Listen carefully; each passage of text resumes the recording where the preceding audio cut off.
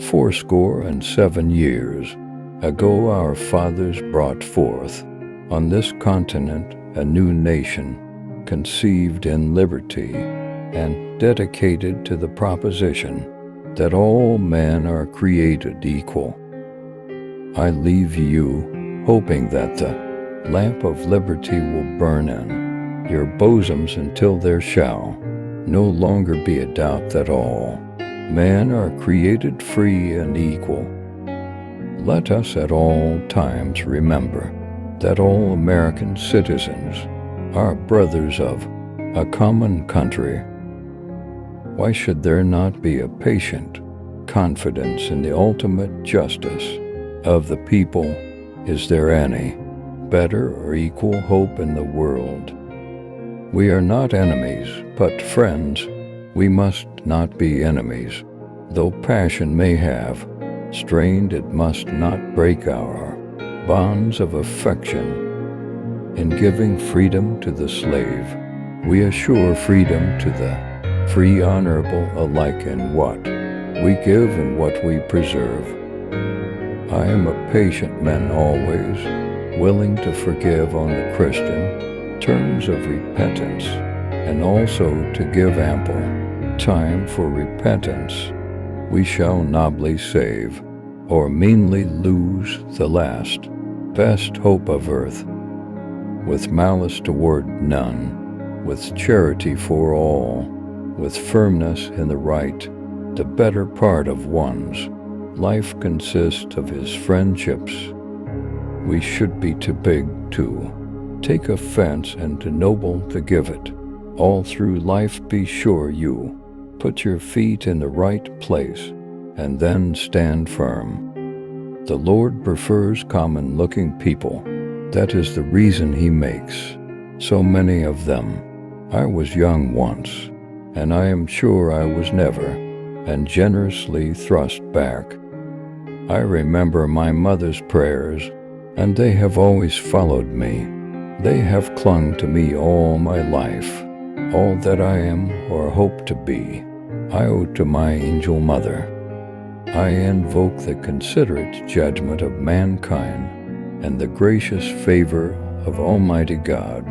Our defense is in the preservation of the spirit which prizes liberty as the heritage of all men in all lands everywhere. Every man is proud of what he does well, and no man is proud of what he does not do well. Towering genius disdains a beaten path. It seeks regions hitherto unexplored.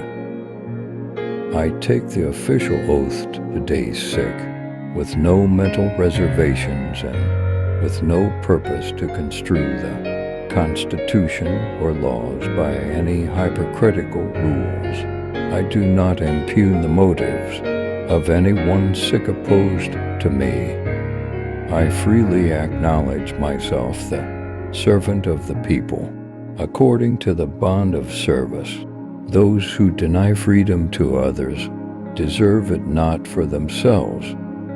You have no oath registered in heaven to destroy the government, while I shall have the most solemn one to preserve, protect, and defend it.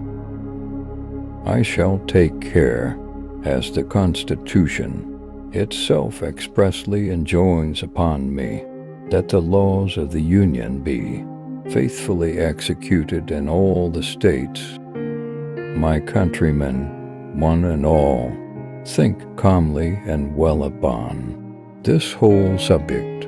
Nothing valuable can be lost by taking time.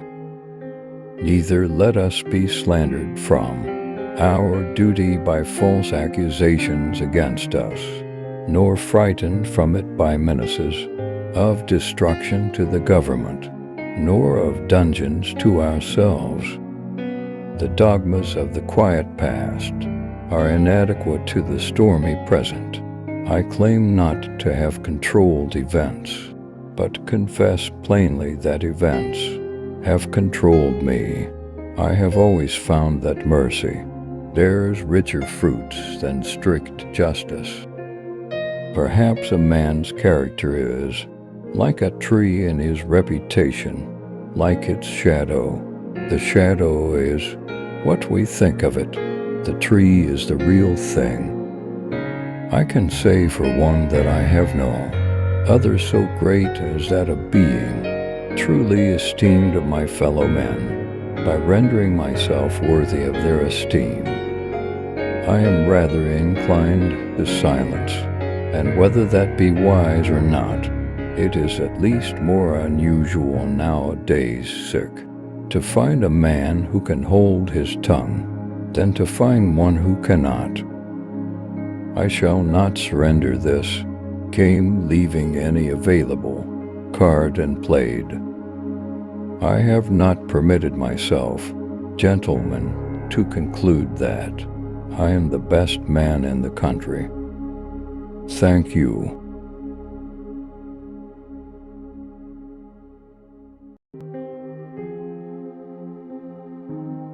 Don't walk in front of me, I may not follow.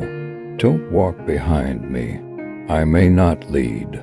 Walk beside me, just be my friend. You will never be happy if you continue to search for what happiness consists of.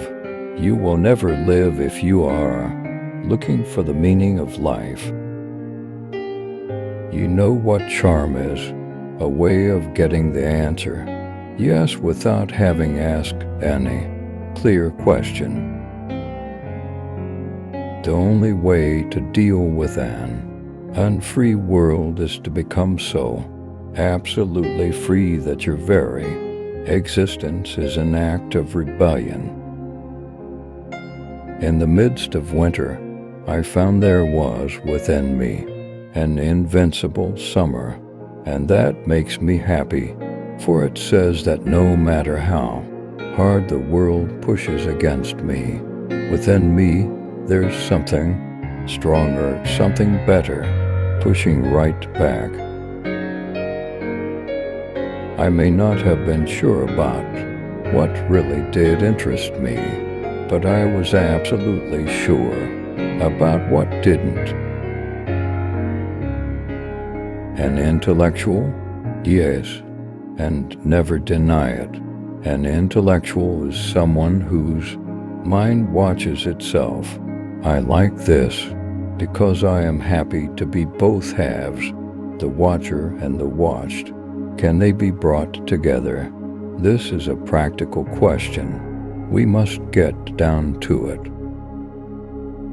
I used to advertise my loyalty, and I don't believe there is a single person I love that I didn't eventually betray.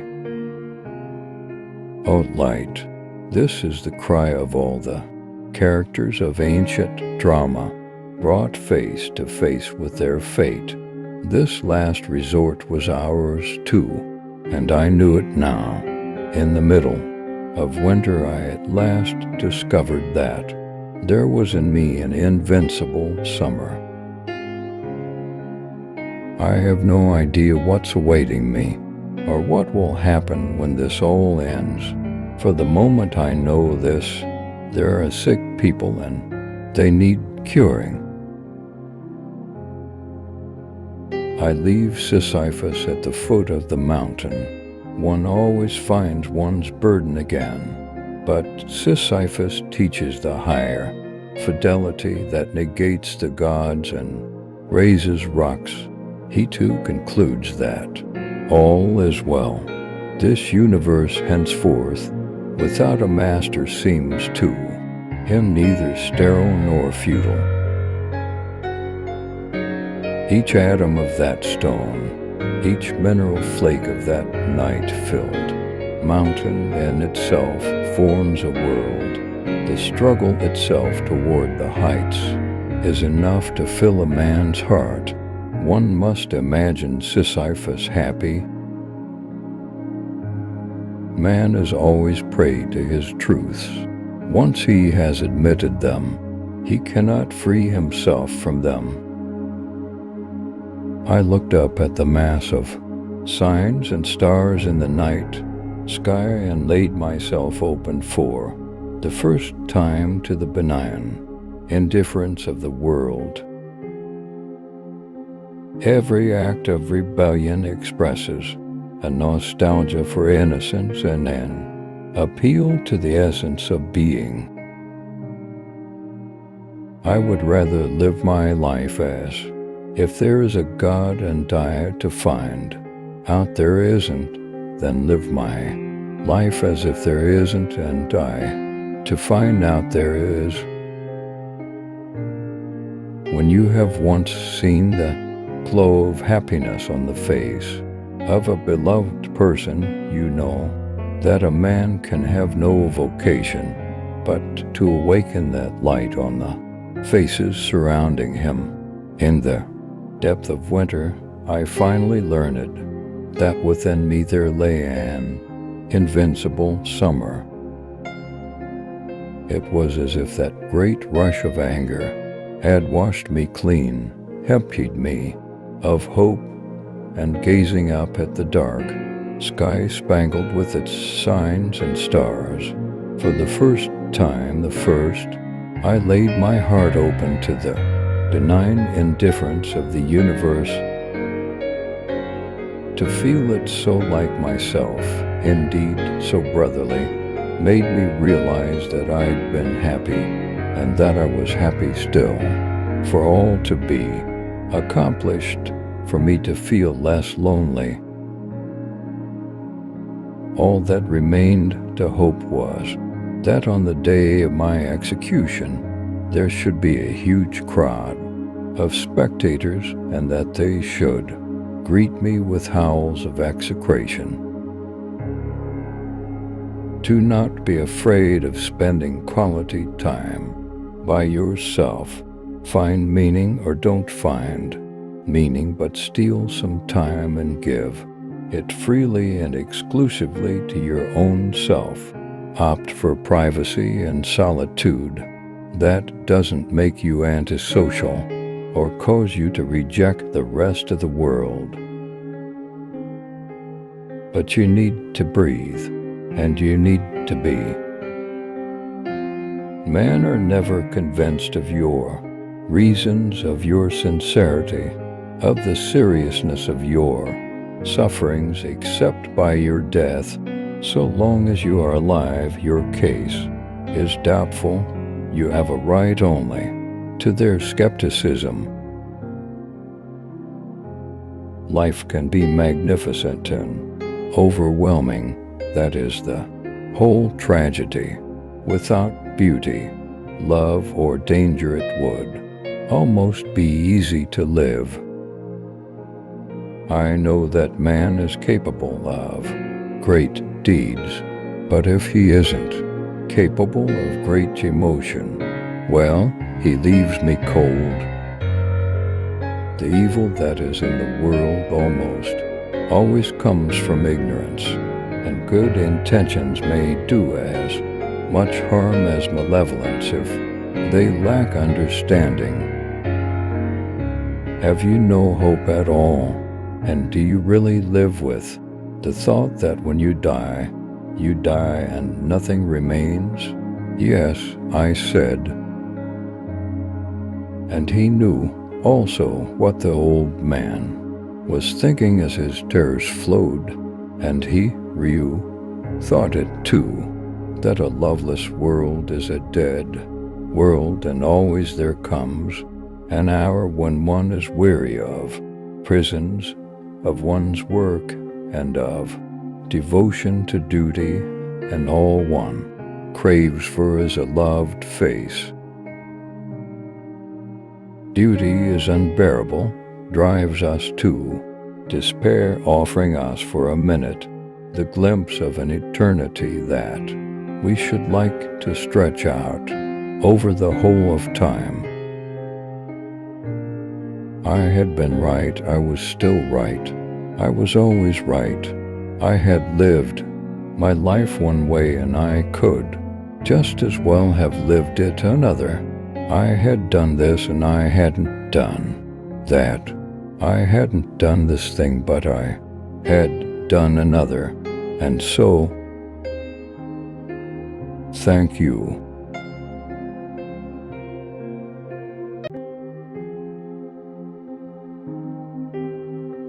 One, there are only two ways to live your life. One is as though nothing is a miracle. The other is as though everything is a miracle. 2. If you want your children to be intelligent, read them fairy tales. If you want them to be more intelligent, read them more fairy tales. 3. Life is like riding a bicycle. To keep your balance, you must keep moving. 4. Try not to become a man of success, rather become a man of value. 5. The most beautiful experience we can have is the mysterious. It is the fundamental emotion that stands at the cradle of true art and true science. 6. Gravitation is not responsible for people falling in love. 7. Never memorize something that you can look up. 8. Creativity is intelligence having fun. 9. Whoever is careless with the truth in small matters cannot be trusted with important matters. 10. Great spirits have always encountered violent opposition from mediocre minds. 11. Anyone who has never made a mistake has never tried anything new. 12. It would be possible to describe everything scientifically, but it would make no sense. It would be without meaning, as if you described a Beethoven symphony as a variation of wave pressure. 13. A question that sometimes drives me hazy. Am I or are the others crazy? 14. Blind belief in authority is the greatest enemy of truth. 15. Logic will get you from A to Z.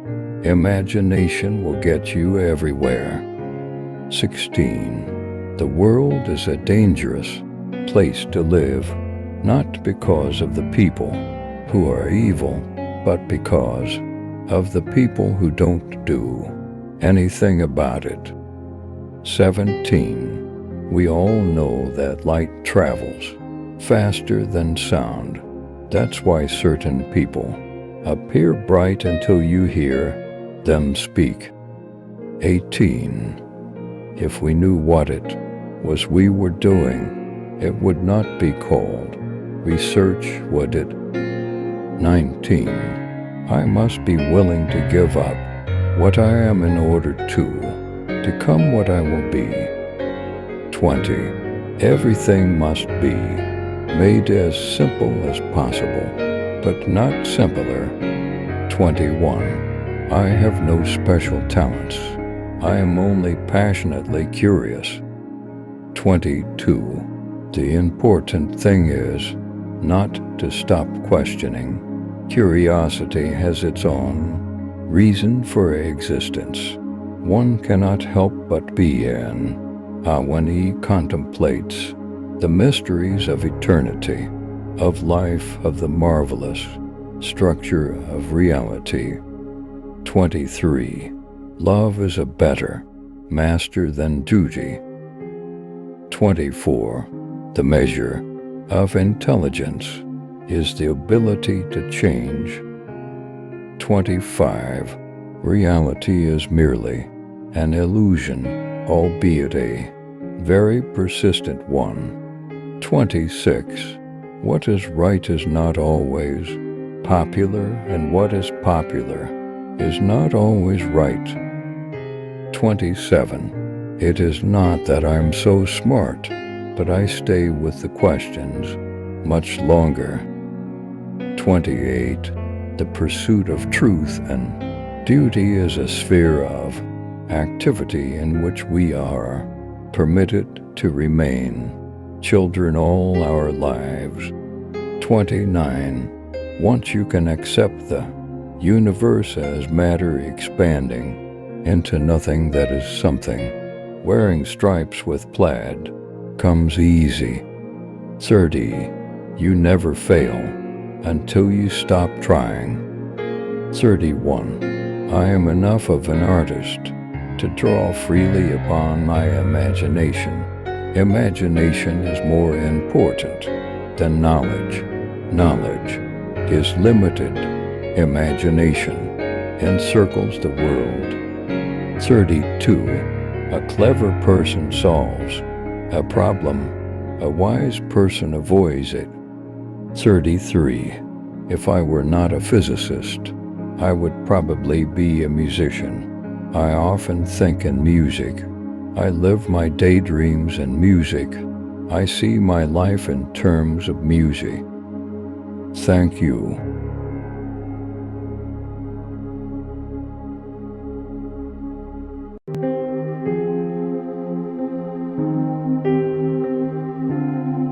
Facts do not cease to exist because they are ignored. Words can be like X-rays.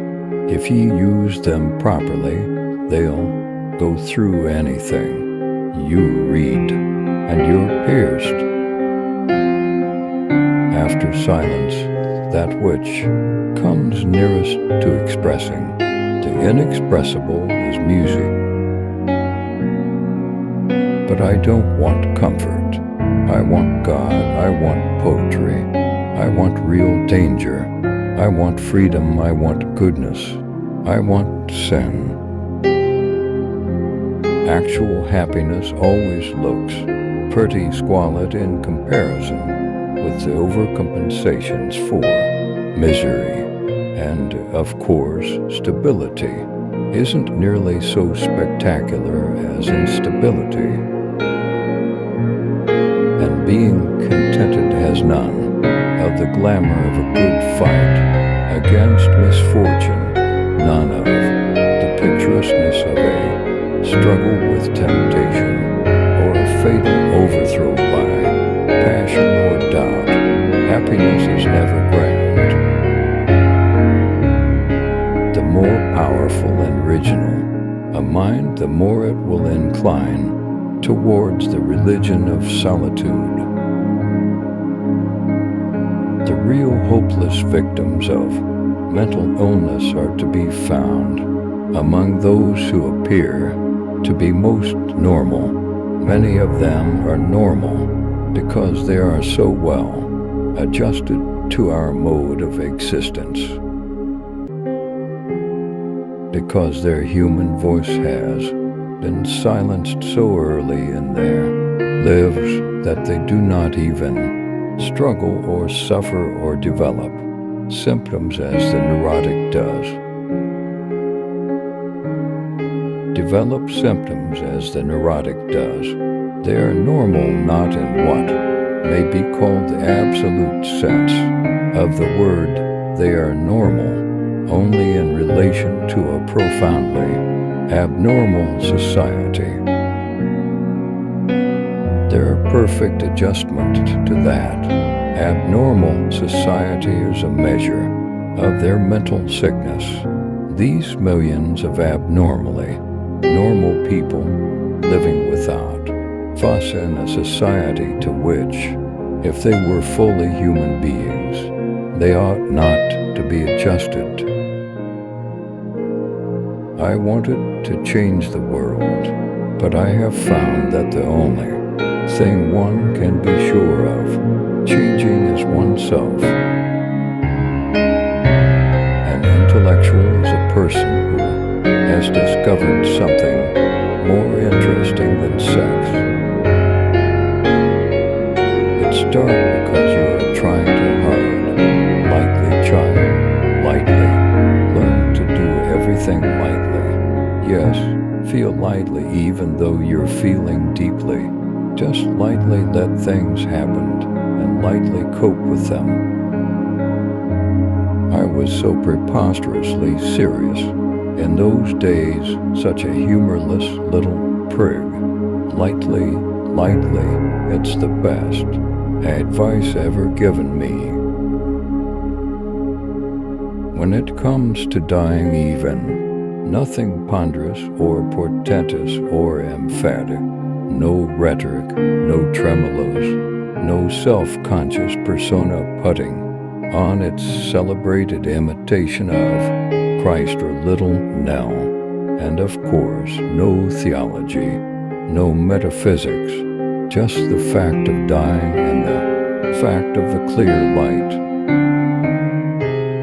So throw away your baggage and go forward. There are quicksands all about you, sucking at your feet, trying to suck you down into fear and self-pity and despair. That's why you must walk so lightly, my darling, on tiptoes and no luggage, not even a sponge bag, completely unencumbered. There are things known and there are things unknown, and in between are the doors of perception that men do not learn very much from. The lessons of history is the most important of all the lessons that history has to teach.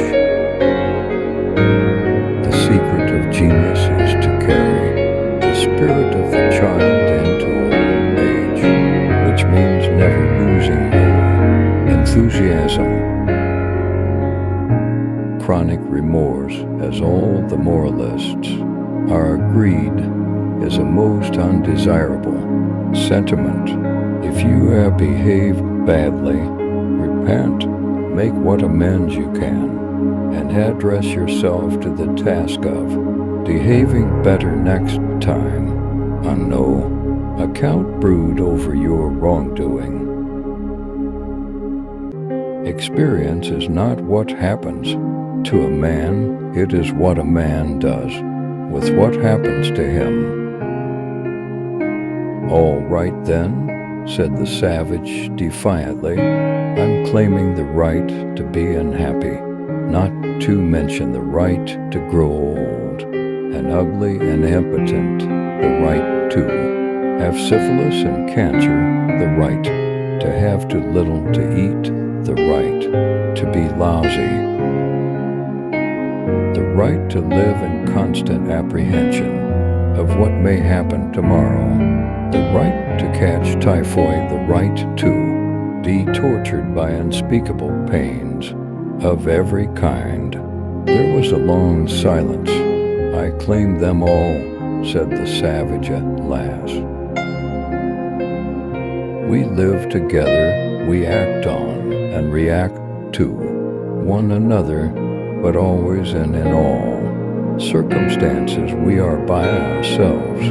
The martyrs go hand in hand into the arena, they are crucified alone.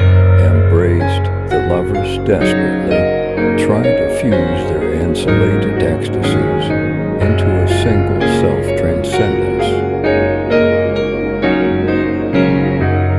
In vain, by its very nature, every embodied spirit is doomed to suffer and enjoy in solitude. Sensations, feelings, insights, fancies, all these are private and except through symbols and at second hand incommunicable. We can pool information about experiences, but never the experiences themselves. From family to nation, every human group is a society of island universes. Happiness is not achieved by the conscious pursuit of happiness. It is generally the byproduct of other activities. Thank you.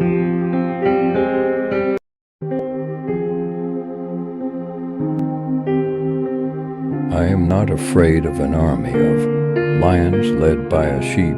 I am afraid of an army of sheep led by a lion. When we give someone our time, we actually give a portion of our life that we will never take back. Through every generation of the human race, there has been a constant war, a war with fear. Those who have the courage to conquer it are made free, and those who are conquered by it are made to suffer until they have the courage to defeat it, or death takes them. Now that the wars are coming to an end, I wish you to prosper in peace. May all mortals from now on live like one people in concord and for mutual advancement. Consider the world as your country, with laws common to all, and where the best will govern irrespective of tribe. I do not distinguish among men, as the narrow-minded do, both among Greeks and barbarians. I am not interested in the descendants of the citizens or their racial origins. I classify them using one criterion, their virtue. For me, every virtuous foreigner is a Greek, and every evil Greek worse than a barbarian. If differences ever develop between you, never have recourse to arms, but solve them peacefully. If necessary, I should be your arbitrator. Now you fear punishment and beg for your lives, so I will let you free, if not for any other reason, so that you can see the difference between a Greek king and a barbarian tyrant. So do not expect to suffer any harm from me. A king does not kill messengers. If it were not my purpose to combine barbarian things with things Hellenic, to traverse and civilize every continent, to search out the uttermost parts of land and sea, to push the bounds of Macedonia to the farthest ocean, and to disseminate and shower the blessings of the Hellenic justice and peace over every nation. I should not be content to sit quietly in the luxury of idle power, but I should emulate the frugality of Diogenes. But as things are, forgive me, Diogenes, that I imitate Hercules and emulate Perseus and follow in the footsteps of Dionysos, the divine author and progenitor of my family, and desire that victorious Hellenes should dance again in India and revive the memory of the Bacchic revels among the savage mountain tribes beyond the Caucasus. Our enemies are Medes and Persians, men who for centuries have lived soft and luxurious lives. We of Macedon for generations past have been trained in the hard school of danger and war. Above all, we are free men, and they are slaves. There are Greek troops, to be sure, in Persian service, but how different is their cause from ours? They will be fighting for pay, and not much of it that we, on the contrary, shall fight for Greece, and our hearts will be in it. As for our foreign troops, Thracians, Paeonians, Illyrians, Agrianes, they are the best and stoutest soldiers in Europe, and they will find as their opponents the slackest and softest of the tribes of Asia.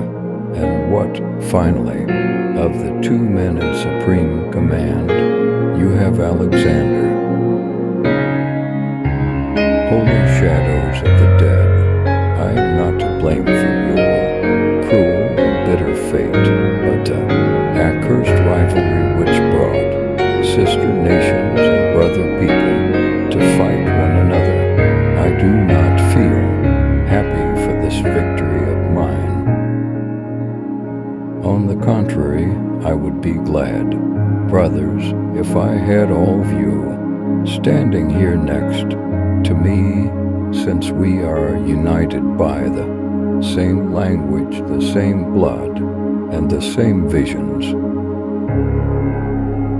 As for a limit to one's labors, I, for one, do not recognize any for a high-minded man, except that the labors themselves should lead to noble accomplishments. Youths of the Pellaeans and of the Macedonians and of the Hellenic Amphictyony and of the Lacedaemonians and of the Corinthians and of all the Hellenic peoples, join your fellow soldiers and entrust yourselves to me,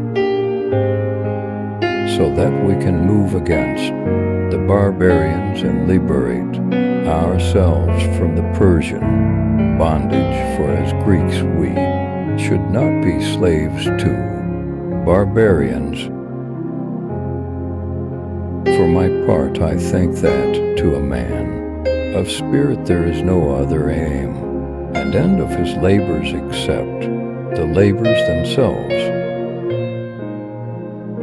When you bury my body, don't build any momentum and keep my hands outside, so that the world knows that the person who won the whole world had nothing in his hand while dying. When my casket is being carried to the grave, leave my hands hanging outside, for empty-handed I came into this world, and empty-handed I shall go. My whole life has been a hollow waste, a futile exercise, for no one at death can take anything with them. Remember, upon the conduct of each depends the fate of all. I am indebted to my father for living, but to my teacher for living well. A tomb now suffices him for whom the world was not enough.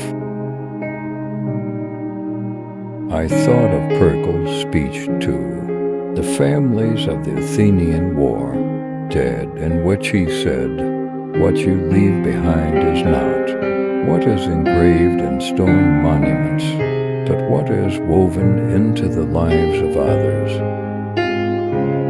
He had put on the best-looking uniform that he could, thinking that victory deserved the best-looking armor. When we give someone our time, we actually give a portion of our life that we will never take back. Thank you.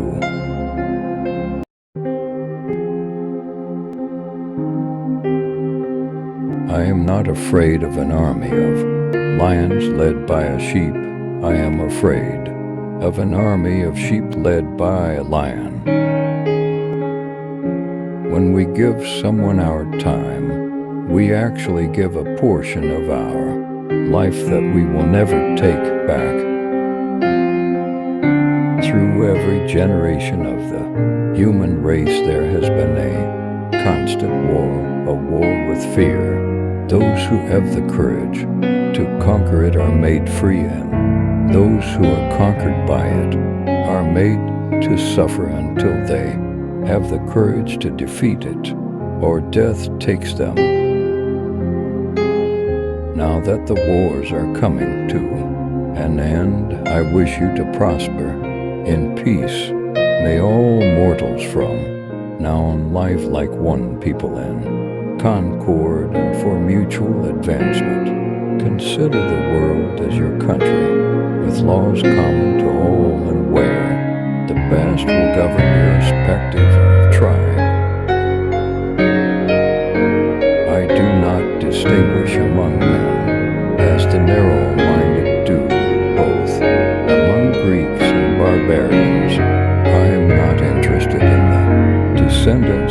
citizens or their racial origins. I classify them using one criterion: their virtue. For me, every virtuous foreigner is a Greek, and every evil Greek worse than a barbarian. If differences ever develop between you, never have recourse to arms, but solve them peacefully. If necessary, I should be your arbitrator. Now you fear punishment and beg for your lives, so I will let you free, if not for any other reason, so that you can see the difference between a Greek king and a barbarian tyrant. So do not expect to suffer any harm from me. A king does not kill messengers. If it were not my purpose to combine barbarian things with things Hellenic, to traverse and civilize every continent, to search out the uttermost parts of land and sea, to push the bounds of Macedonia to the farthest ocean, and to disseminate and shower the blessings of the Hellenic, justice and peace over every nation. I should not be content to sit quietly in the luxury of idle power, but I should emulate the frugality of Diogenes. But as things are, forgive me, Diogenes, that I imitate Hercules and emulate Perseus and follow in the footsteps of Dionysos, the divine author and progenitor of my family, and desire that victorious Hellenes should dance again in India and revive the memory of the Bacchic revels among the savage mountain tribes beyond the Caucasus. Our enemies are Medes and Persians, men who for centuries have lived soft and luxurious lives. We of Macedon for generations past have been trained in the hard school of danger and war. Above all, we are free men, and they are slaves. There are Greek troops, to be sure, in Persian service, but how different is their cause from ours? They will be fighting for pay, and not much of it that. We, on the contrary, shall fight for Greece, and our hearts will be in it. As for our foreign troops, Thracians, Paeonians, Illyrians, Agrianes, they are the best and stoutest soldiers in Europe, and they will find as their opponents the slackest and softest of the tribes of Asia.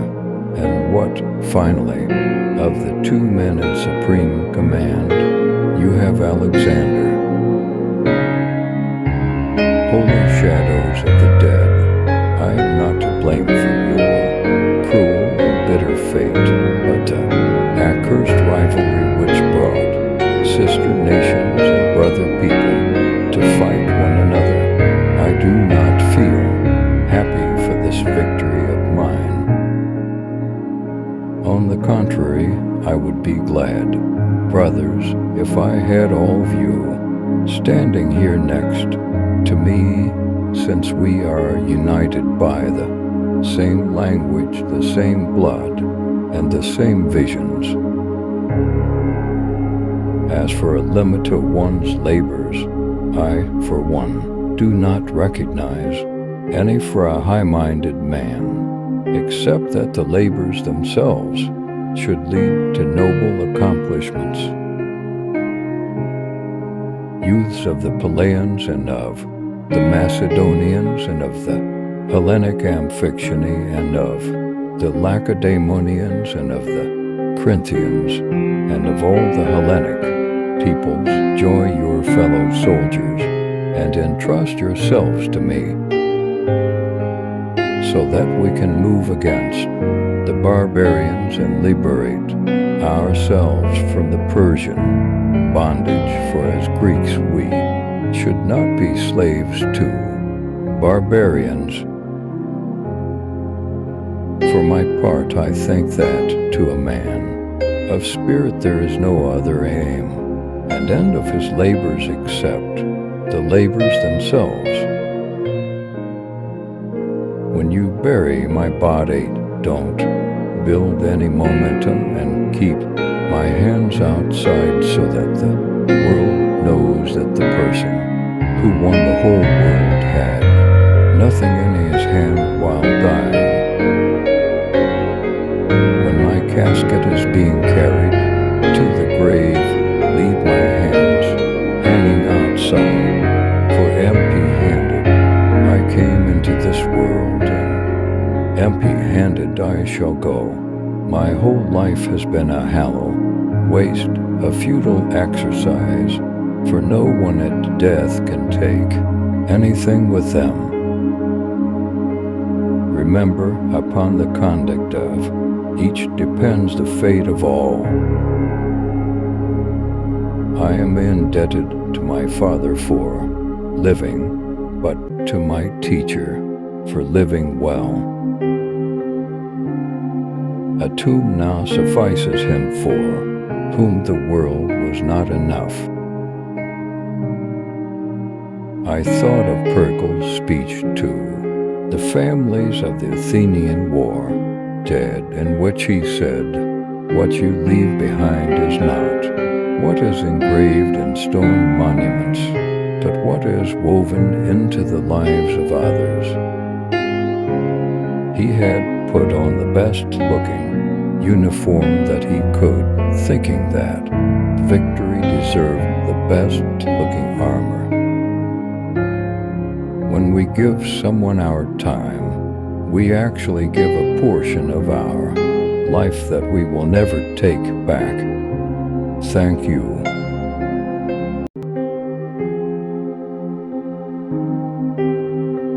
The reading of a fine book is an uninterrupted dialogue in which the book speaks and our soul replies. In literature as in love, we are astonished at what is chosen by others. Often we allow ourselves to be upset by small things we should despise and forget. We lose many irreplaceable hours brooding over grievances that in a year's time will be forgotten by us and by everybody. No, let us devote our life to worthwhile actions and feelings, to great thoughts. Conversation would be vastly improved by the constant use of for simple words, "I do not know." Every 10 years you should delete from your mind a few ideas that your experience has proven to be false, dangerous. We owe to the Middle Ages the two worst inventions of humanity, romantic love and gunpowder. Happiness is never there to stay. Happiness is merely a respite offered by inquietude. Smile, for everyone lacks self-confidence, and more than any other one thing a smile reassures them. The art of reading is in great part that of acquiring a better understanding of life from one's encounter with it in a book. To human beings anchored to one another are like to ships shaken by waves, their carcasses collide with one another and creak. If men could regard the events of their own lives with more open minds, they would frequently discover that they did not really desire the things they failed to obtain. Old stage is far more than white hair, wrinkles the feeling that it is too late and the game is finished, that the stage belongs to the rising generations. The true evil is not the weakening of the body, but the indifference of the soul.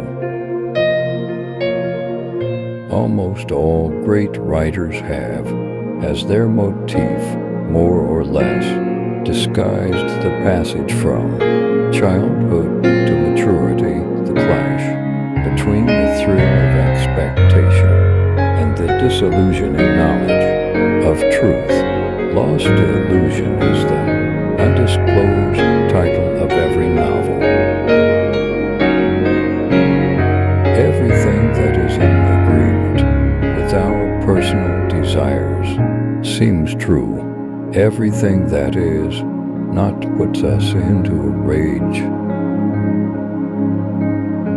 The friendship of two young people, says Goethe somewhere, is delightful when the girl likes to learn and the boy to teach. It will perhaps be said that this virgin curiosity is no more than unconscious physical desire, but what does it matter? Locumus separa las personas as sin duda, que unos vivan en el pasado, y otros en el presente. And why wander in these labyrinths once more for aesthetic reasons? Because this present infinity, these vertiginous symmetries, have their tragic beauty. The form is more important than the content. We owe to the Middle Ages the two worst inventions of humanity, gunpowder and romantic love. Amamos e aquelas personas que destam en una extra esencia, que es la que nos falta para tener un compuesto cómico equilibrado. Even our strongest emotions die, don't you think? And we can look back to the woman we were 3 years ago with the same curiosity and detachment, as if it were someone else. The life of a couple is lived on the mental level of the more mediocre of the two beings who compose it. The really important thing I've realized in the last year is that if we truly love, we mustn't attach too much importance to the things that the people we love do. We need them, they alone mean we can live in a particular atmosphere. Your friend Helene calls it a climate, and that's exactly right, that we can't get by without. So long as we can keep them, hold on to them, good God, what does the rest matter? Yet had Fleming not possessed immense knowledge and an unremitting gift of observation, he might not have observed the effect of the hyssop mold. Fortune, remarked Pasteur, favors the prepared mind. Dua fiinte umenancritona, langa chalalta sit cadua, corabi leganate di valori, caso lorse siacnesque si jam. La lectura di en bien libro es, un dialogo incesante, en Q. El libro habla y el alma escucha. There is no absurdity or contradiction to which passion may not lead a man. When love or hate takes control, reason must submit and then discover justifications for their folly. A few days later we went to the opera together to watch My Beloved Siegfried. It was a pleasure for me to listen to it beside the man who had become my hero. Omer Dragos nu este di, agens pentru a liga di time, fienda p caro iubesti, daca nu ti pricepi sample, diada salulos cu obagati, nacantenet reimpraspada. Nidait spas trop di mounti, vu meme, on vu corit. Don't talk too badly of yourself. They might believe you. He loved books as other men love women or opium or tobacco. They were as a soothing drug to make him forget life. Thank you.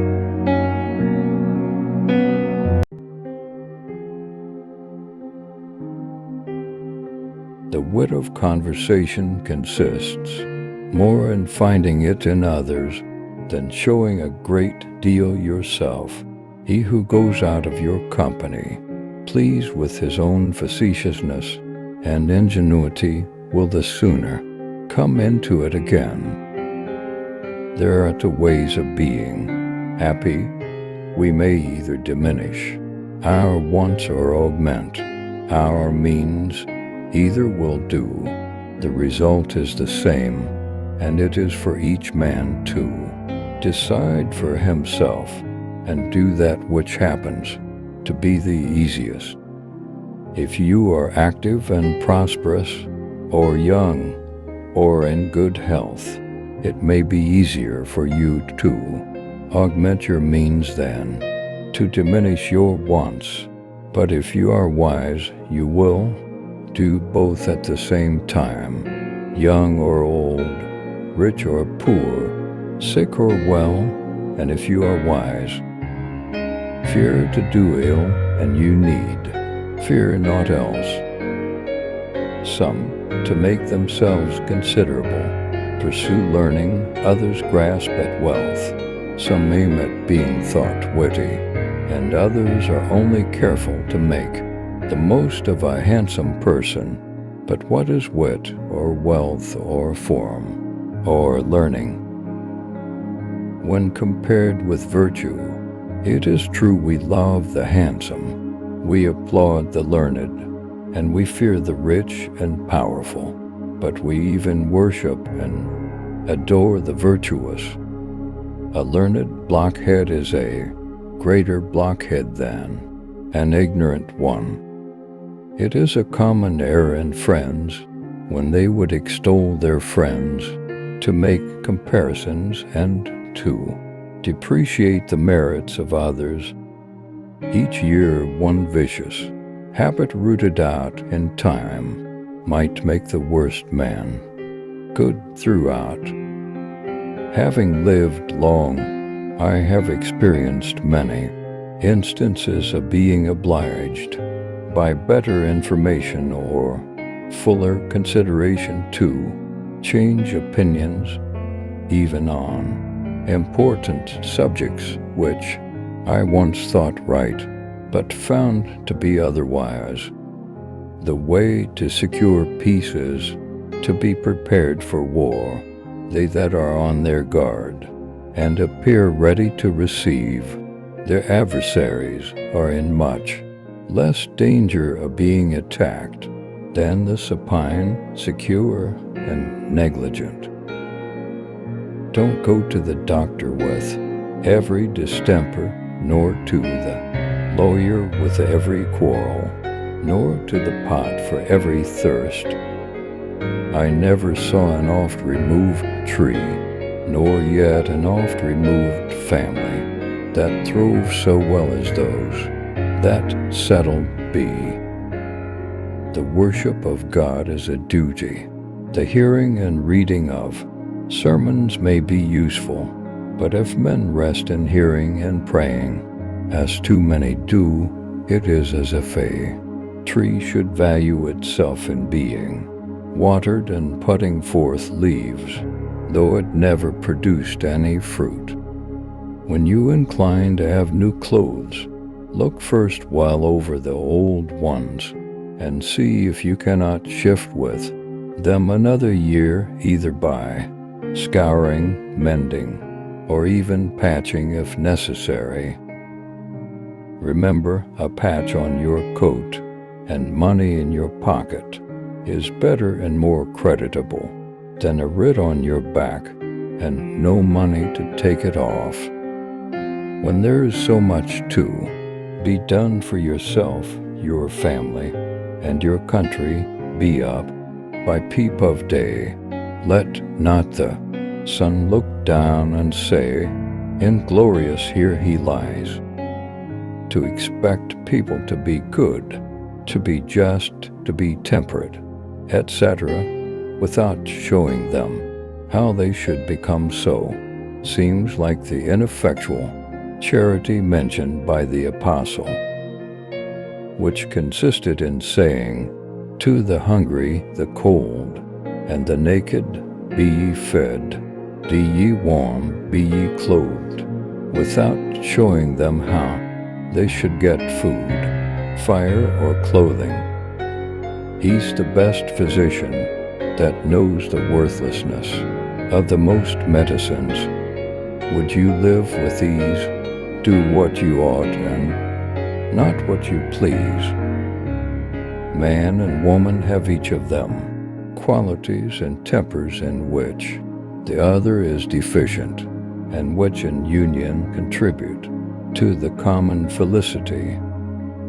He that is known to pay punctually and exactly to the time he promises may at any time and on any occasion raise all the money his friends can spare. Thank you.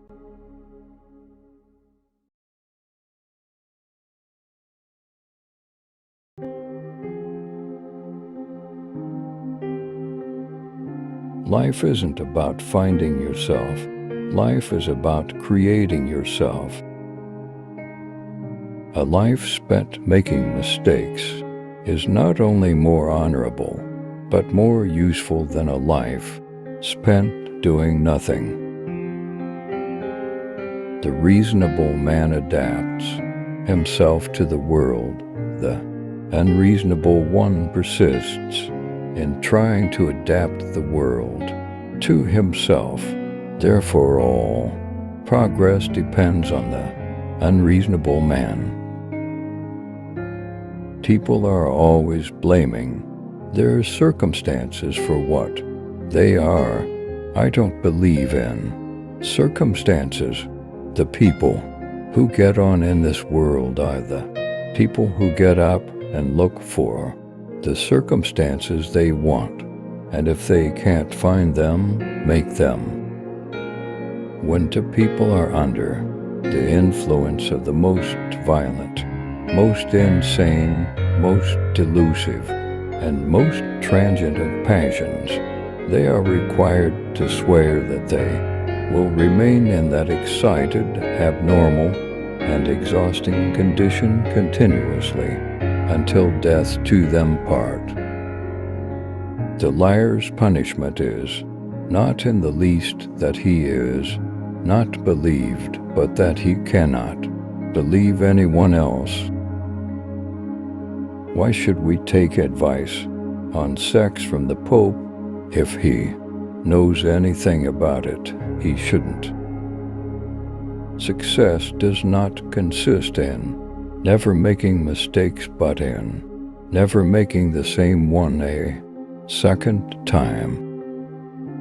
I am enclosing 2 tickets to the first night of my new play. Bring a friend if you have one. Native American elder once described his own inner struggles in this manner: inside of me there are 2 dogs. One of the dogs is mean and evil. The other dog is good. The mean dog fights the good dog all the time. Patriotism is fundamentally a conviction that a particular country is the best in the world. because you were born in it. You use a glass mirror to see your face. You use works of art to see your soul. He knows nothing, and he thinks he knows everything. That points clearly to a political career. If you have an apple and I have an apple and we exchange these apples, then you and I will still each have one apple. But if you have an idea and I have an idea and we exchange these ideas, then each of us will have two ideas. Both optimists and pessimists contribute to society. The optimist invents the aeroplane, the pessimist the parachute. The only man who behaved sensibly was my tailor. He took my measure anew every time he saw me, whilst all the rest went on with their old measurements and expected them to fit me. When a man wants to murder a tiger, he calls it sport. When a tiger wants to murder him, he calls it ferocity. My religious convictions and scientific views cannot at present be more specifically defined than as those of a believer in creative evolution. I desire that no public monument or work of art or inscription or sermon or ritual service commemorating me shall suggest that I accepted the tenets peculiar to any established church or denomination, or take the form of a cross or any other instrument of torture or symbol of blood sacrifice. Better keep yourself clean, and bright. You are the window through which you must see the world. The fact that a believer is happier than a skeptic is no more to the point than the fact that a drunken man is happier than a sober one. The happiness of credulity is a cheap and dangerous quality of happiness, and by no means a necessity of life. The man who writes about himself in his own time is the only man who writes about all people and all time. There are those that look at things the way they are and ask why. I dream of things that never were and ask why not. This is the true joy in life, the being used for a purpose recognized by yourself as a mighty one, the being thoroughly worn out before you are thrown on the scrap heap, the being a force of nature instead of a feverish, selfish, little clod of ailments and grievances, complaining that the world will not devote itself to making you happy. The trouble with her is that she lacks the power of conversation, but not the power of speech. Life does not cease to be funny when people die any more than it ceases to be serious when people laugh. Imagination is the beginning of creation. You imagine what you desire, you will what you imagine, and at last you create what you will. A photographer is like a cod which produces 1,000,000 eggs in order that one may reach maturity. I have very carefully studied Islam and the life of its prophet P.B.U.H. I have done so both as a student of history and as a critic, and I have come to conclusion that Muhammad P.B.U.H. was indeed a great man and a deliverer and benefactor of mankind, which was till then writhing All censorships exist to prevent anyone from challenging current conceptions and existing institutions.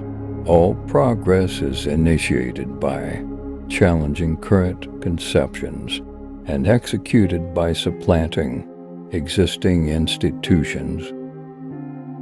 Life is no brief candle to me.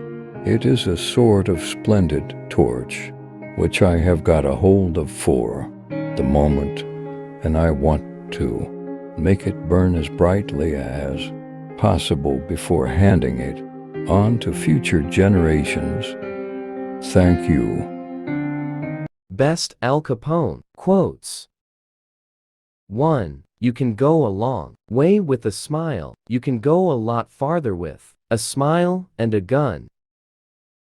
2. Don't mistake my kindness for weakness. I'm kind to everyone, but when someone is unkind to me, weak is not what you are going to remember about me. 3. Be careful who you call your friends. I'd rather have 4 quarters than 100 pennies. 4. I'm a kind person. I'm kind to everyone, but if you are unkind to me, then kindness is not what you'll remember me for. 5. You accomplish more with a smile, a handshake, and a gun than you do with just a smile and a handshake. 6. I am like any other man. All I do is supply a demand. 7. Some call it bootlegging, some call it racketeering, I call it a business. 8. In this life, all that I have is my word and my balls, and I do not break them for nobody. 9. Hell must be a pretty swell spot, because the guys that invented religion have sure been trying hard to keep everybody else out. 10. I am just a businessman, giving the people what they want. 11. I am sick and tired of publicity. I want no more of it. It puts me in a bad light. I just want to be forgotten. 12. Find the toughest guy in the room, embrace him like a brother, and then slam his head against the wall. 13. What do you want to do? Get yourself killed before you are 30? You'd better get some sense while a few of us are left alive. 14. This American system of ours, call it Americanism, call it capitalism, call it what you will, gives each and every one of us a great opportunity if we seize it with both hands and make the most of it. 15. Many people in this world live a disadvantaged life. You can lessen their burdens by providing support, either materially or emotionally. Even just giving a box of chocolate can bring a glimpse of light to those in need. 16. Capitalism is the legitimate racket of the ruling class. 17. They can't collect legal taxes from illegal money. 18. I would rather be rich, affluent, and greedy, and go to hell when I die than live in poverty on this earth. 19. The country wanted booze and I organized it. Why should I be called a public enemy? 20. When I sell liquor, it's bootlegging. When my patrons serve it on a silver tray on Lakeshore Drive, it's hospitality. Thank you.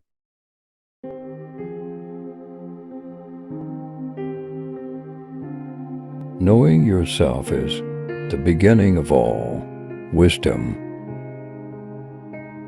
It is the mark of an educated mind to be able to entertain a thought without accepting it. What is a friend? A single soul dwelling in 2 bodies, educating the mind without educating the heart is no education at all. Anybody can become angry. That is easy, but to be angry with the right person, and to the right degree and at the right time and for the right purpose, and in the right way, that is not within everybody's power and is not easy. Excellence is never an accident. It is always the result of high intention, sincere effort, and intelligent execution. It represents the wise choice of many alternatives. Choice, not chance, determines your destiny. Happiness is the meaning and the purpose of life, the whole aim and end of human existence. Those who educate children well are more to be honored than they who produced them, for these only gave them life, those the art of living well. Count him braver who overcomes his desires than him who conquers his enemies, for the hardest victory is over self. The aim of art is to represent not the outward appearance of things, but their inward significance. One swallow does not make a summer, neither does one fine day. Similarly, one day or brief time of happiness does not make a person entirely happy. Man is by nature a social animal, an individual who is unsocial, naturally and not accidentally, is either beneath our notice or more than human. Society is something that precedes the individual. Anyone who either cannot lead the common life or is so self-sufficient as not to need to, and therefore does not partake of society, is either a beast or a god. For the things we have to learn before we can do them, we learn by doing them. I have gained this by philosophy.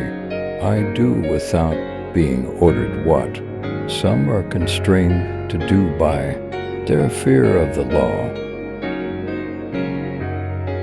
All human actions have one or more of these 7 causes: chance, nature, compulsion, habit, reason, passion, and desire. Dignity does not consist in possessing honors, but in the consciousness that we deserve them. Wise men speak when they have something to say. Fools speak because they have to say something.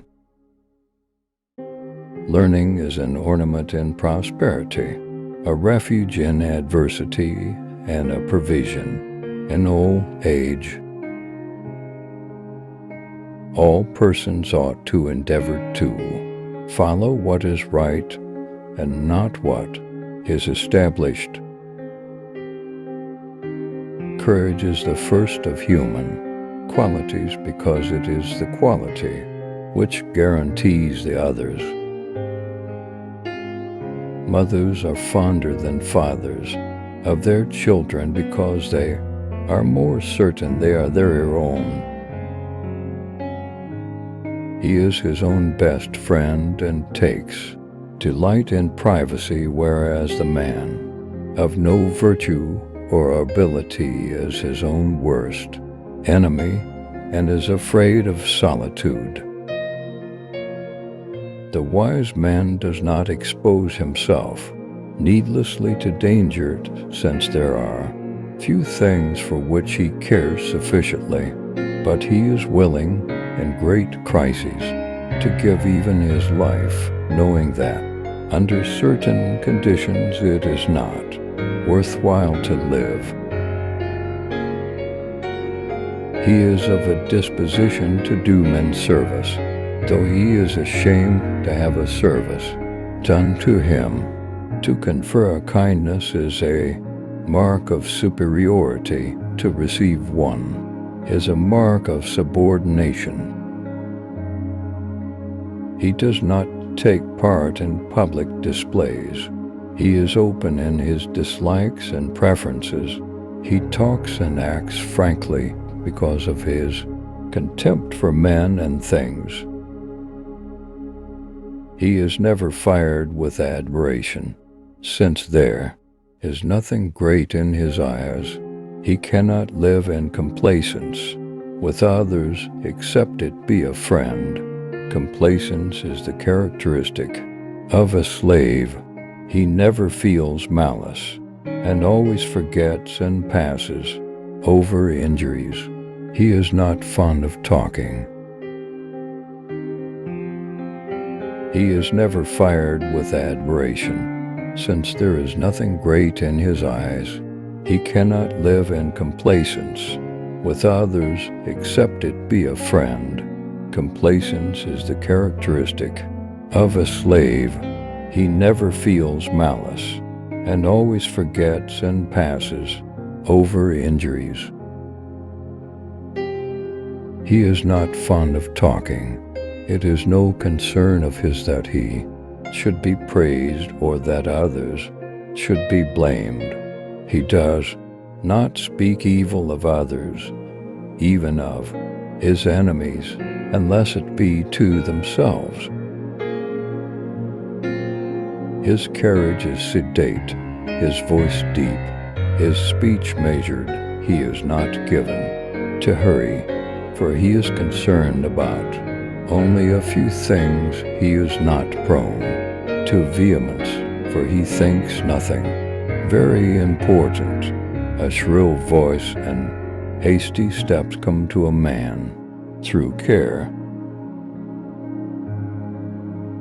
He bears the accidents of life with dignity and grace, making the best of his circumstances like a skillful general who marshals his limited forces with the strategy of war.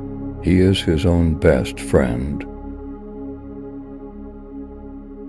and takes delight in privacy, whereas the man of no virtue or ability is his own worst enemy and is afraid of solitude.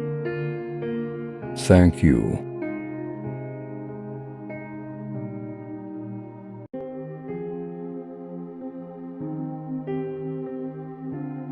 Knowing yourself is the beginning of all wisdom. It is the mark of an educated mind to be able to entertain a thought without accepting it. What is a friend? A single soul dwelling in two bodies, educating the mind without educating the heart is no education at all. Anybody can become angry.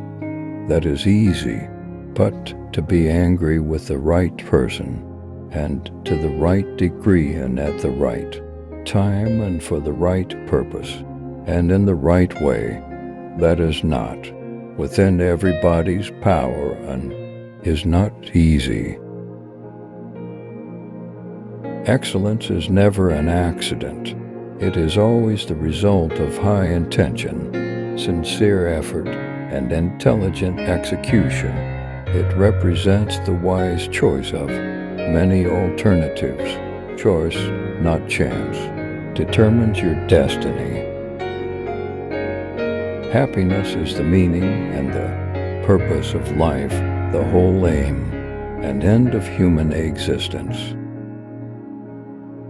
Those who educate children well are more to be honored than they who produced them, for these only gave them life, those the art of living well. Count him braver who overcomes his desires than him who conquers his enemies, for the hardest victory is over self. The aim of art is to represent not the outward appearance of things, but their inward significance. One swallow does not make a summer, neither does one fine day. Similarly, one day or brief time of happiness does not make a person entirely happy. Man is by nature a social animal. An individual who is unsocial, naturally and not accidentally, is either beneath our notice or more than human. Society is something that precedes the individual. Anyone who either cannot lead the common life or is so self-sufficient as not to need to, and therefore does not partake of society, is either a beast or a god.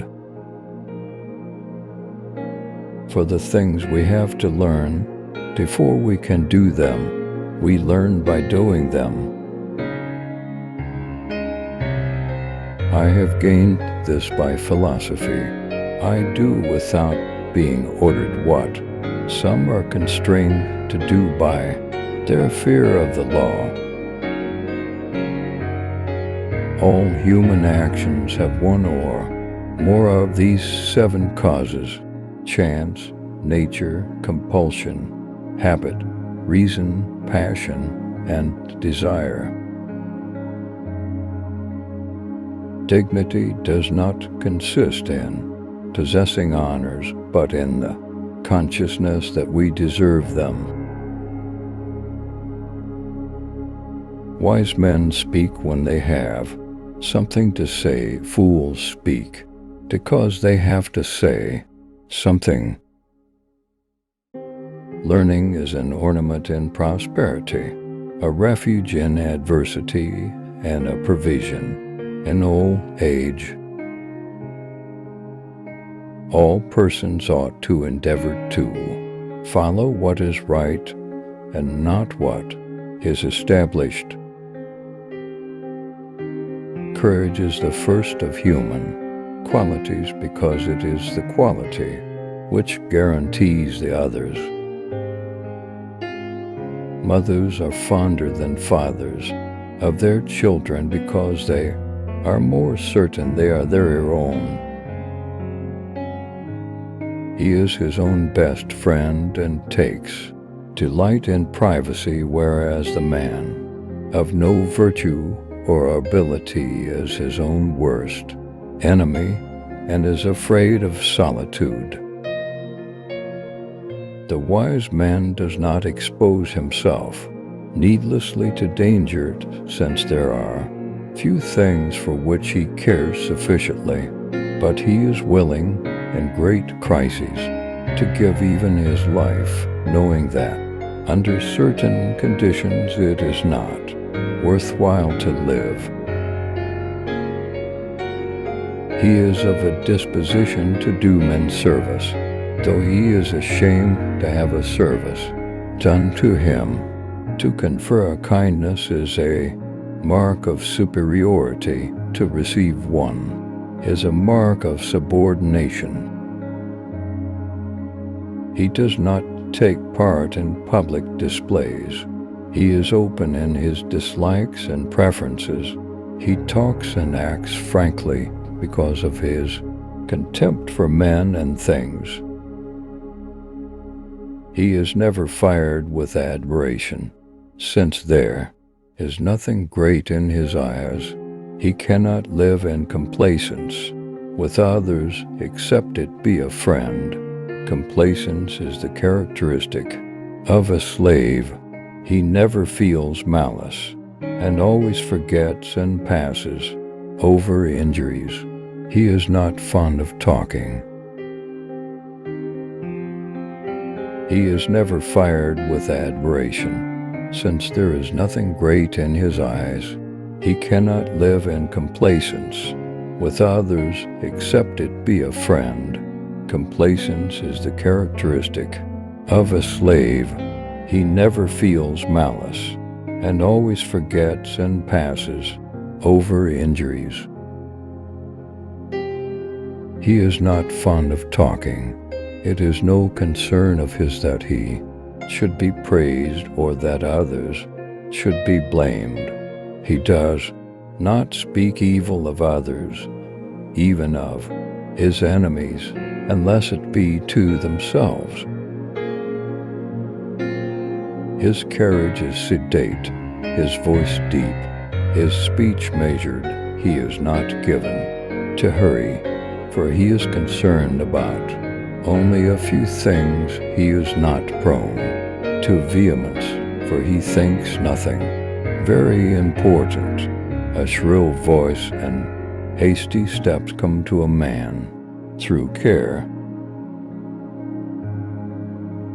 He bears the accidents of life with dignity and grace, making the best of his circumstances like a skillful general who marshals his limited forces with the strategy of war. He is his own best friend and takes delight in privacy, whereas the man of no virtue or ability is his own worst enemy and is afraid of solitude. Thank you.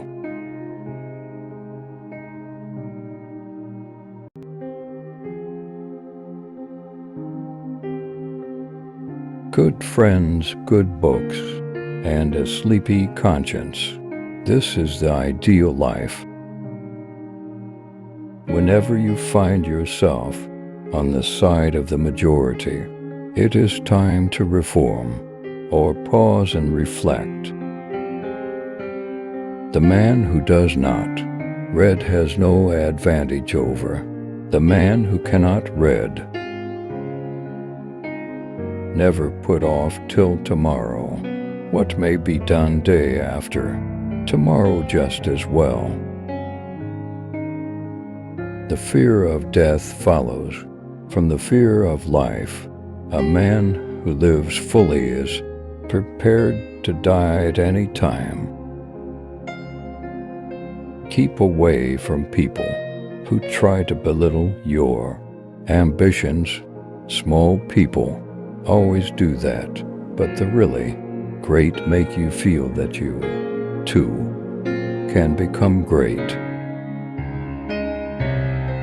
In a good book room you feel in some mysterious way that you are absorbing the wisdom contained in all the books through your skin without even opening them. Substitute damn every time you're inclined to write very. Your editor will delete it and the writing will be just as it should be. Reader, suppose you were an idiot, and suppose you were a member of Congress, but I repeat myself. Don't go around saying the world owes you a living. The world owes you nothing. It was here first. But who prays for Satan, who, in 18 centuries, has had the common humanity to pray for the one sinner that needed it most?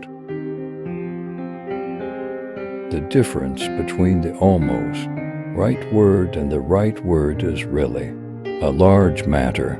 'Tis the difference between the lightning bug and the lightning. I do not fear death. I had been dead for billions and billions of years before I was born, and had not suffered the slightest inconvenience from it. Truth is stranger than fiction, but it is because fiction is obliged to stick to possibilities. Truth isn't. When I was a boy of 14, my father was so ignorant I could hardly stand to have the old man around.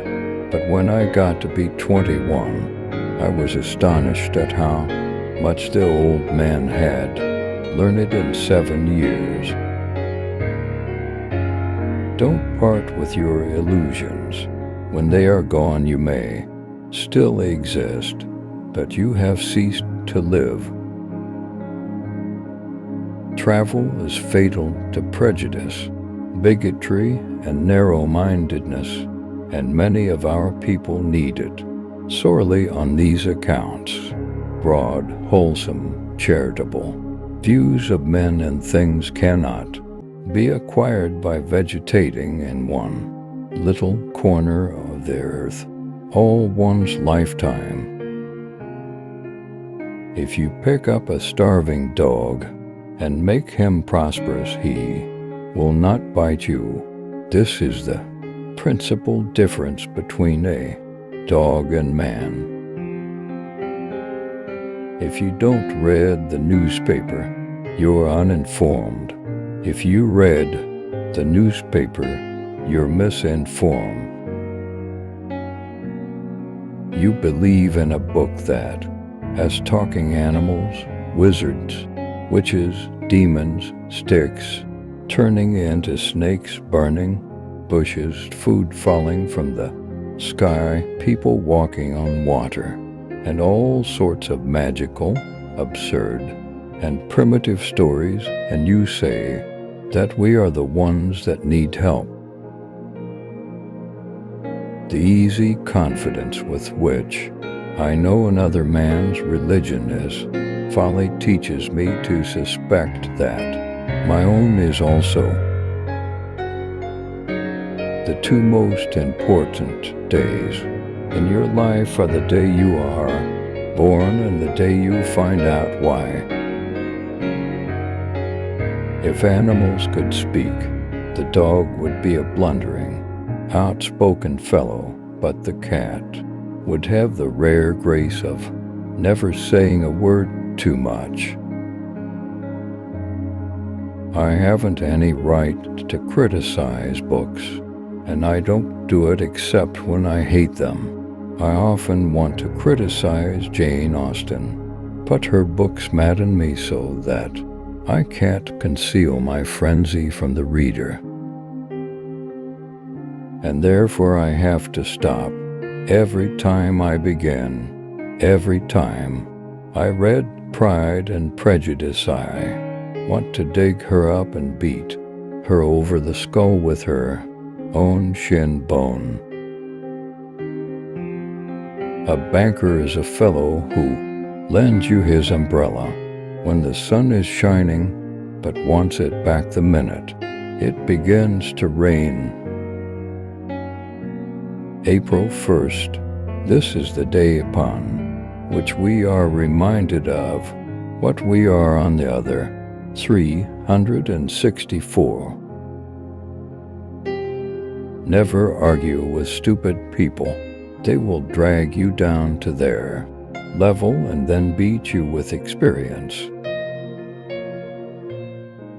I have found out that there ain't no sure way to find out whether you like people or hate them than to travel with them.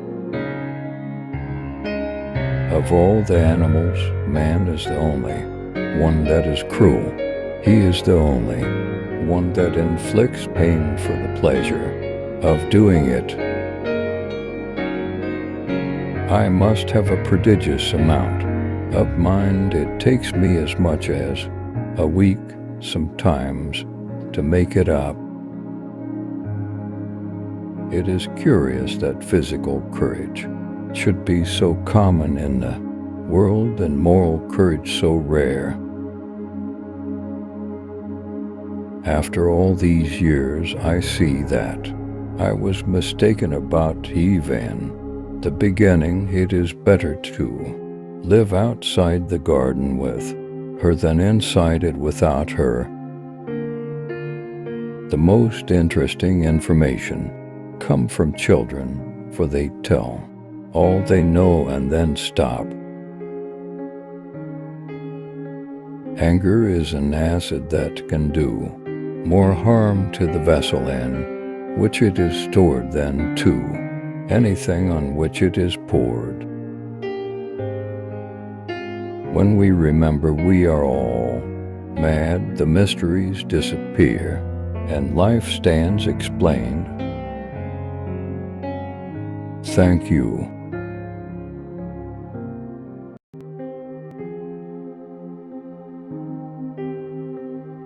Good without friends, good books, and a sleepy conscience.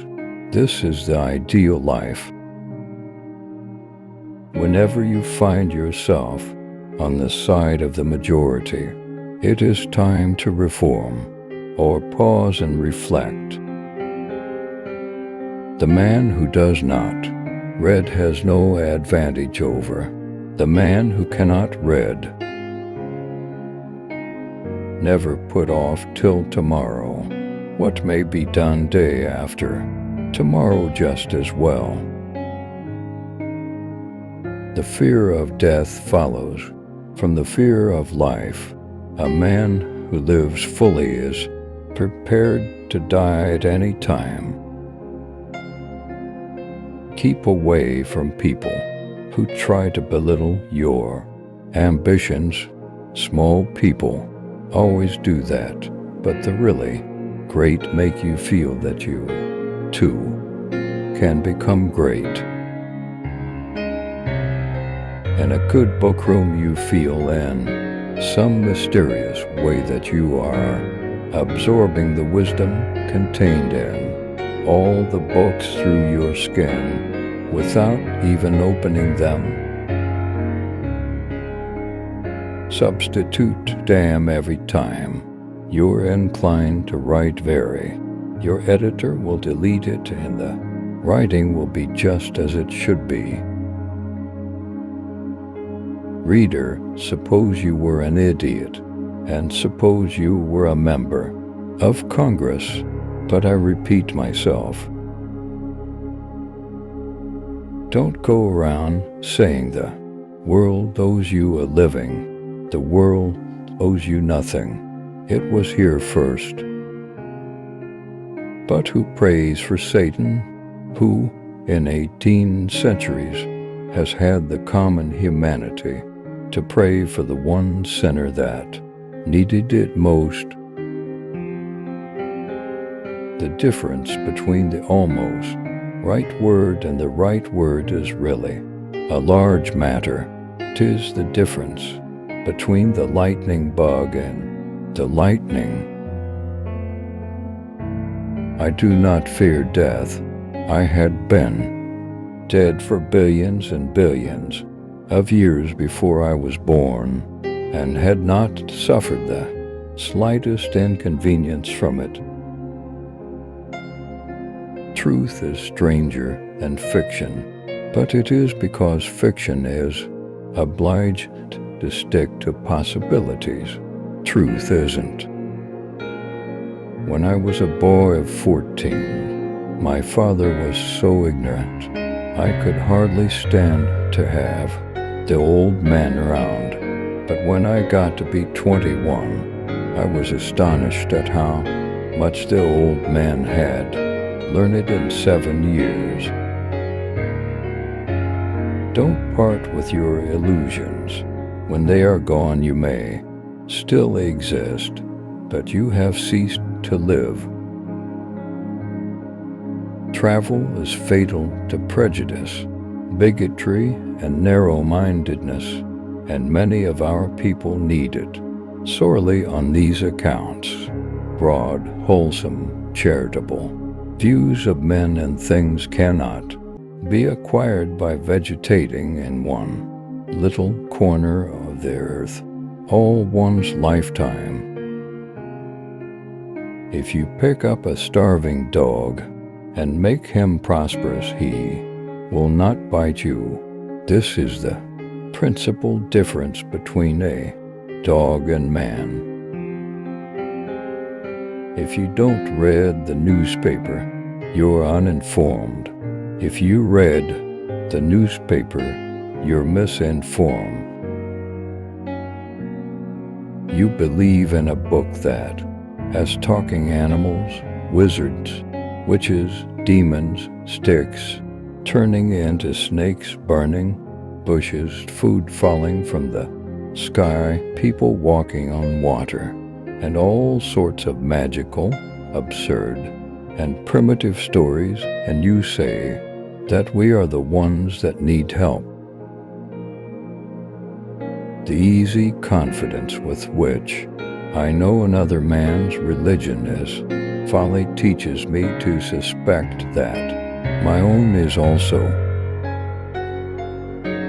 The two most important days in your life are the day you are born and the day you find out why.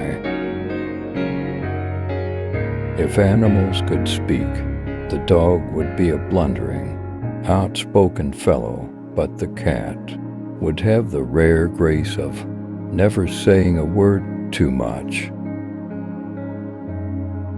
I haven't any right to criticize books, and I don't do it except when I hate them. I often want to criticize Jane Austen, but her books madden me so that I can't conceal my frenzy from the reader. And therefore I have to stop every time I begin. Every time I read Pride and Prejudice, I want to dig her up and beat her over the skull with her own shin bone. A banker is a fellow who lends you his umbrella when the sun is shining, but wants it back the minute it begins to rain. April 1st, this is the day upon which we are reminded of what we are on the other 364. Never argue with stupid people. They will drag you down to their level and then beat you with experience. I have found out that there ain't no sure way to find out whether you like people or hate them than to travel with them. Of all the animals, man is the only one that is cruel. He is the only one that inflicts pain for the pleasure of doing it.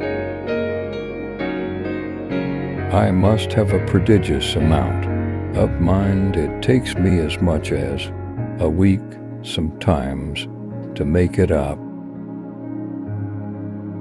It is curious that physical courage should be so common in the world and moral courage so rare. After all these years, I see that I was mistaken about Eve. In the beginning, it is better to live outside the garden with her than inside it without her. The most interesting information come from children, for they tell all they know and then stop.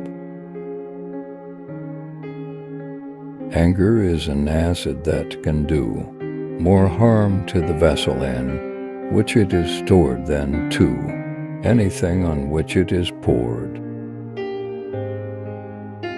When we remember we are all mad, the mysteries disappear, and life stands explained. Thank you.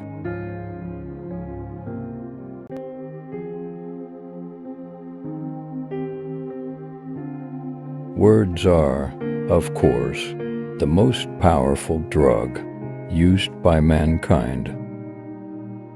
If you can keep your head when all about you are losing theirs and blaming it on you, if you can trust yourself when all men doubt you, but make allowance for their doubting too.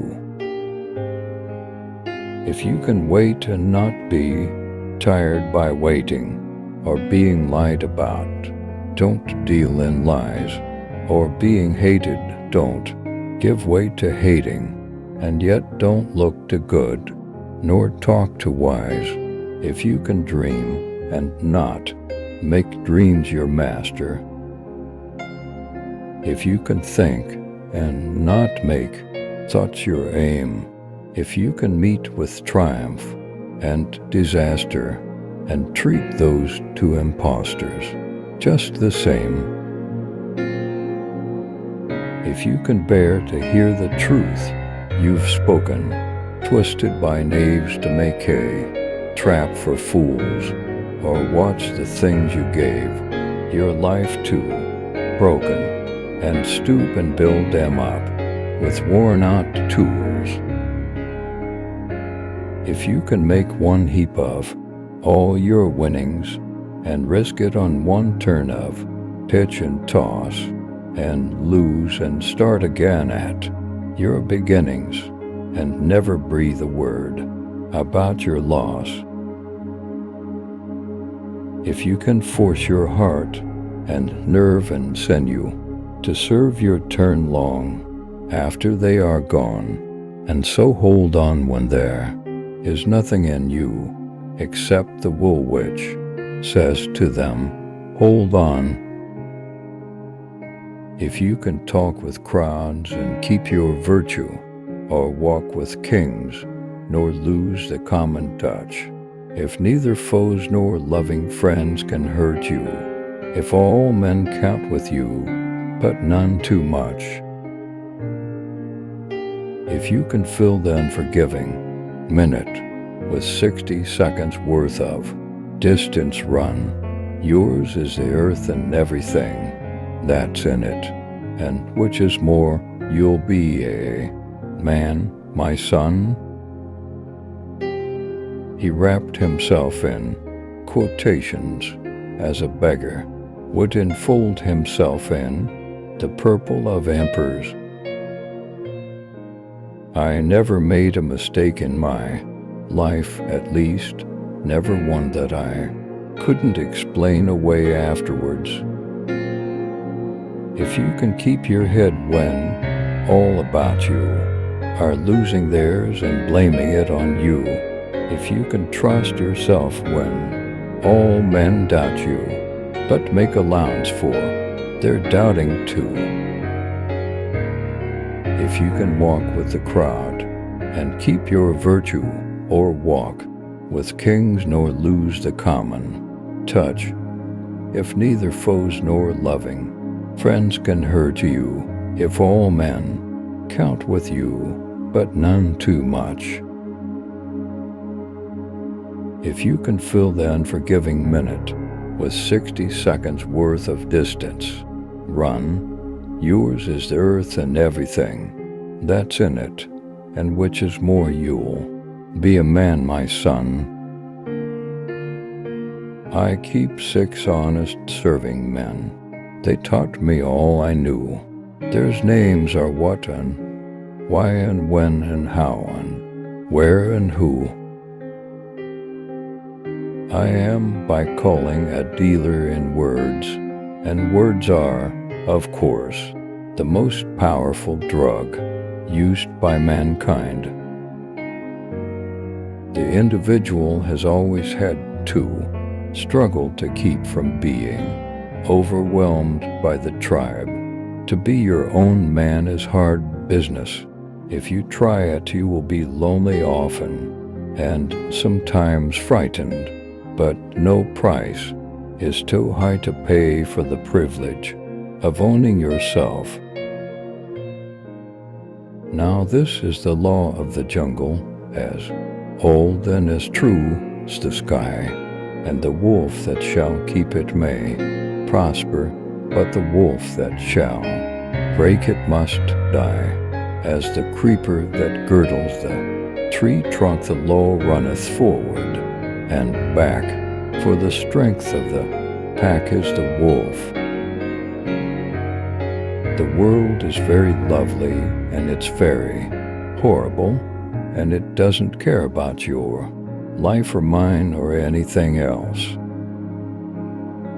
This is a brief life, but in its brevity, it offers us some splendid moments, some meaningful adventures.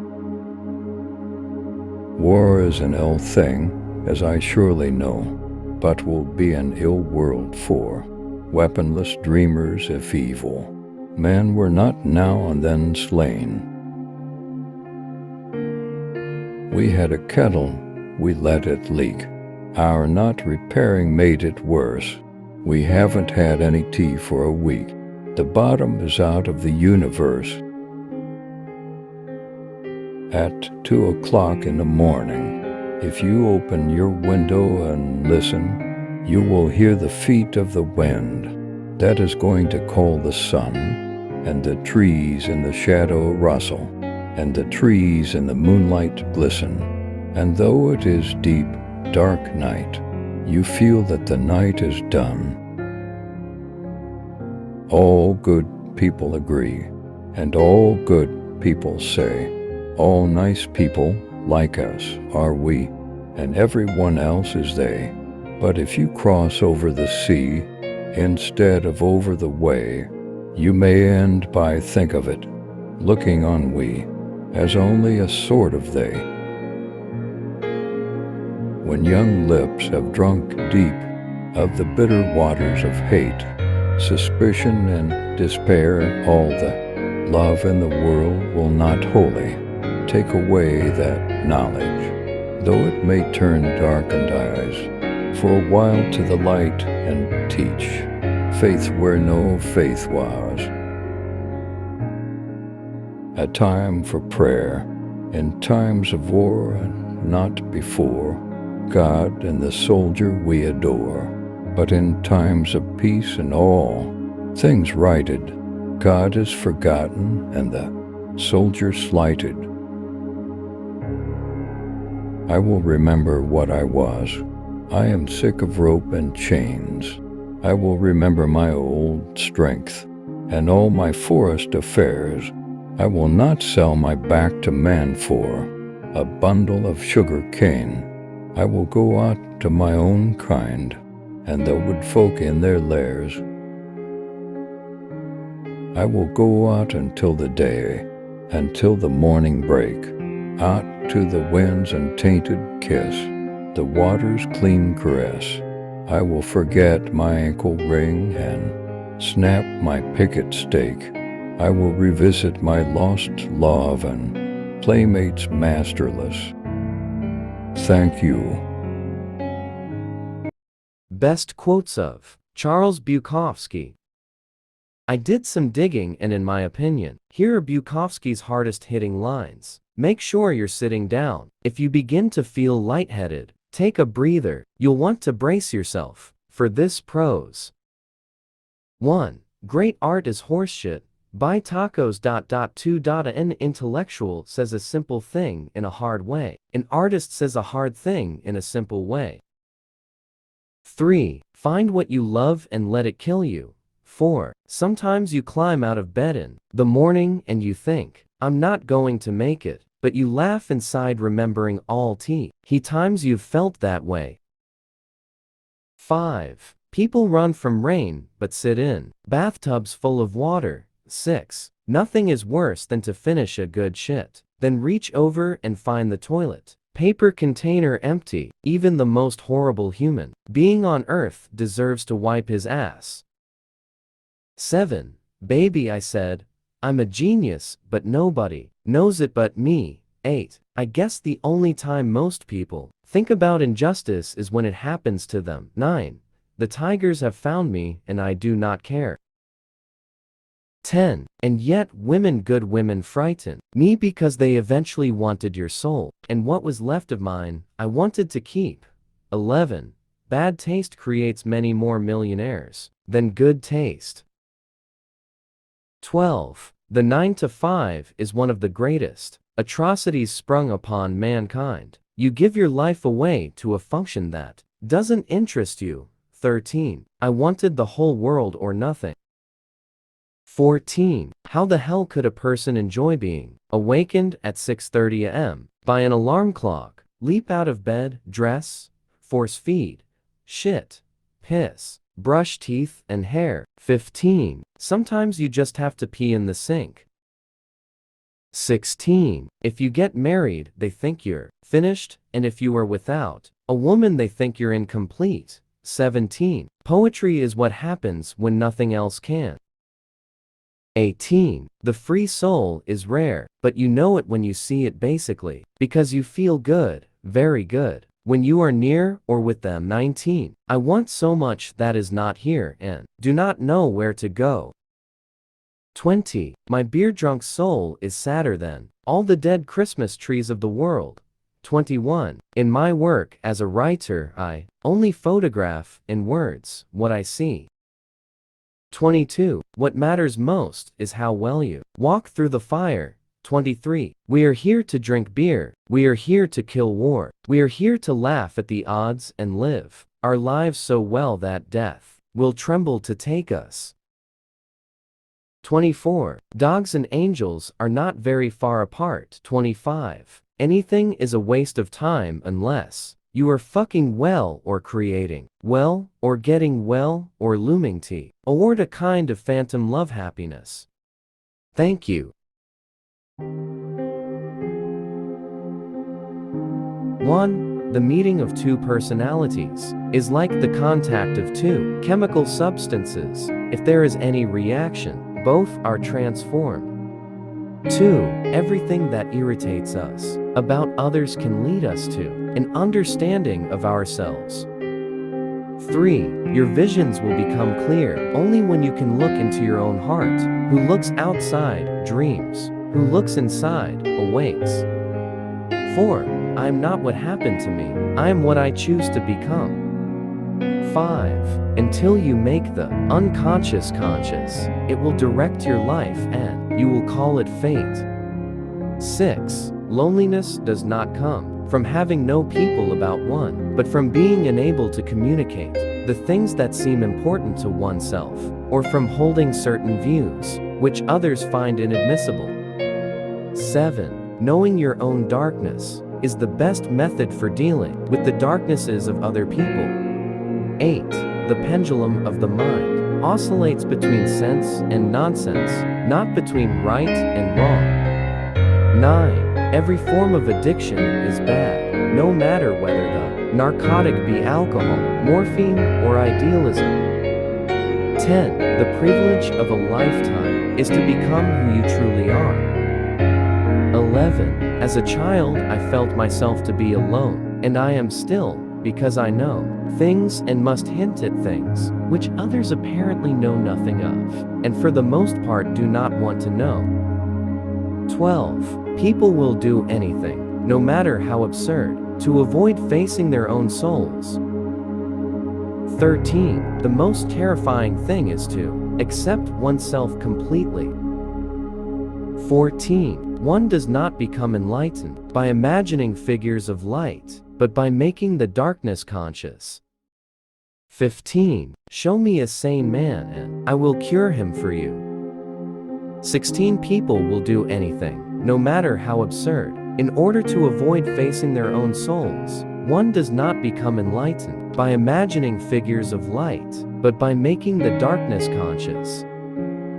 16. No tree, it is said, can grow to heaven unless its roots reach down to hell. 18. In all chaos, there is a cosmos. In all disorder, a secret order. 19. Mistakes are, after all, the foundations of truth. And if a man does not know what a thing is, it is at least an increase in knowledge if he knows what it is not. 20. As far as we can discern, the sole purpose of human existence is to kindle a light of meaning in the darkness of mere being. 21. Whatever is rejected from the self appears in the world as an event. 22. Where wisdom reigns, there is no conflict between thinking and feeling. 23. How can I be substantial if I do not cast a shadow? I must have a dark side, also if I am to be whole. 24. The greatest tragedy of the family is the unlived lives of the parents. 25. The acceptance of oneself is the essence of the whole moral problem and the epitome of a whole outlook on life, that I feed the hungry, that I forgive an insult, that I love my enemy in the name of Christ. All these are undoubtedly great virtues. 26. Be silent and listen. Have you recognized your madness, and do you admit it? Have you noticed that all your foundations are completely mired in madness? Do you not want to recognize your madness and welcome it in a friendly manner? 27. Where love rules, there is no will to power, and where power predominates, Love is lacking. The one is the shadow of the other. 28. The shoe that fits one person pinches another. There is no recipe for living that suits all cases. 29. Through pride we are ever deceiving ourselves, but deep down below the surface of the average conscience, a still, small voice says to us, something is out of tune. 30. The reason for evil in the world is that people are not able to tell their stories. Thank you.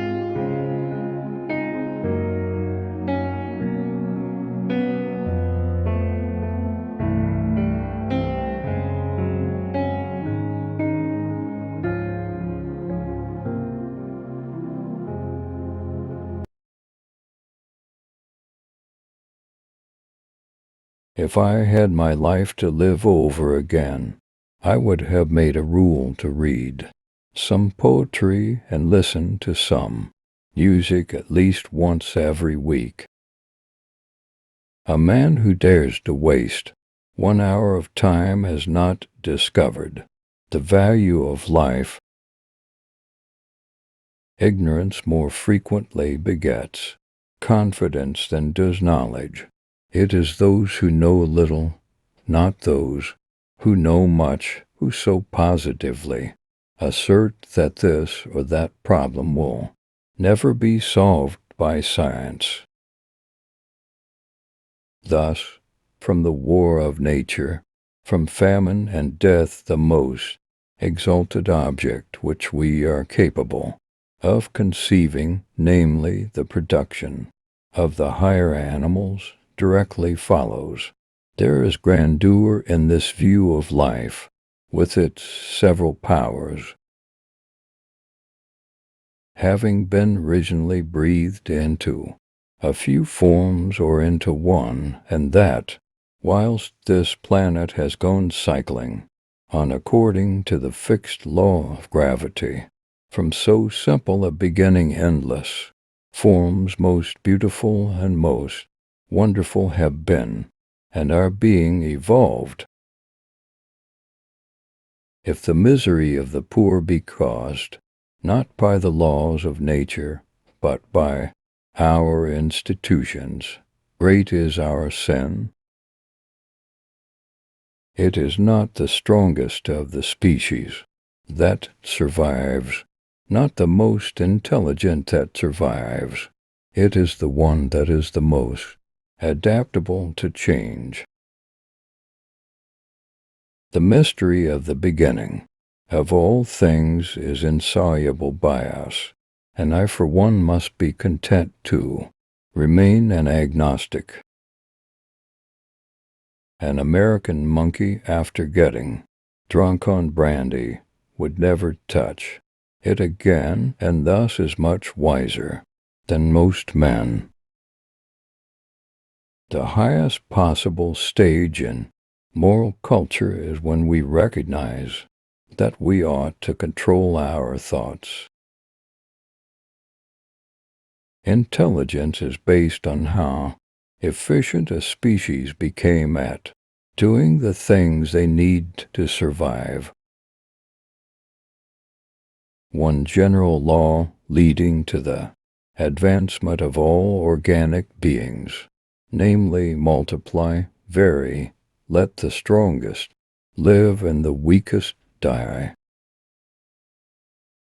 In the long history of humankind and animal kind, to those who learn it to collaborate and improvise most effectively have prevailed. Thank you.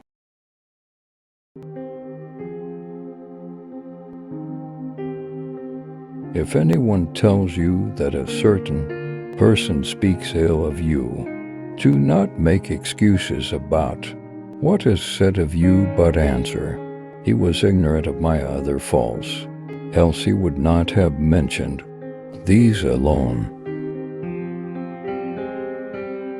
There is only one way to happiness, and that is to cease worrying about things which are beyond the power or our will. Don't just say you have read books. Show that through them you have.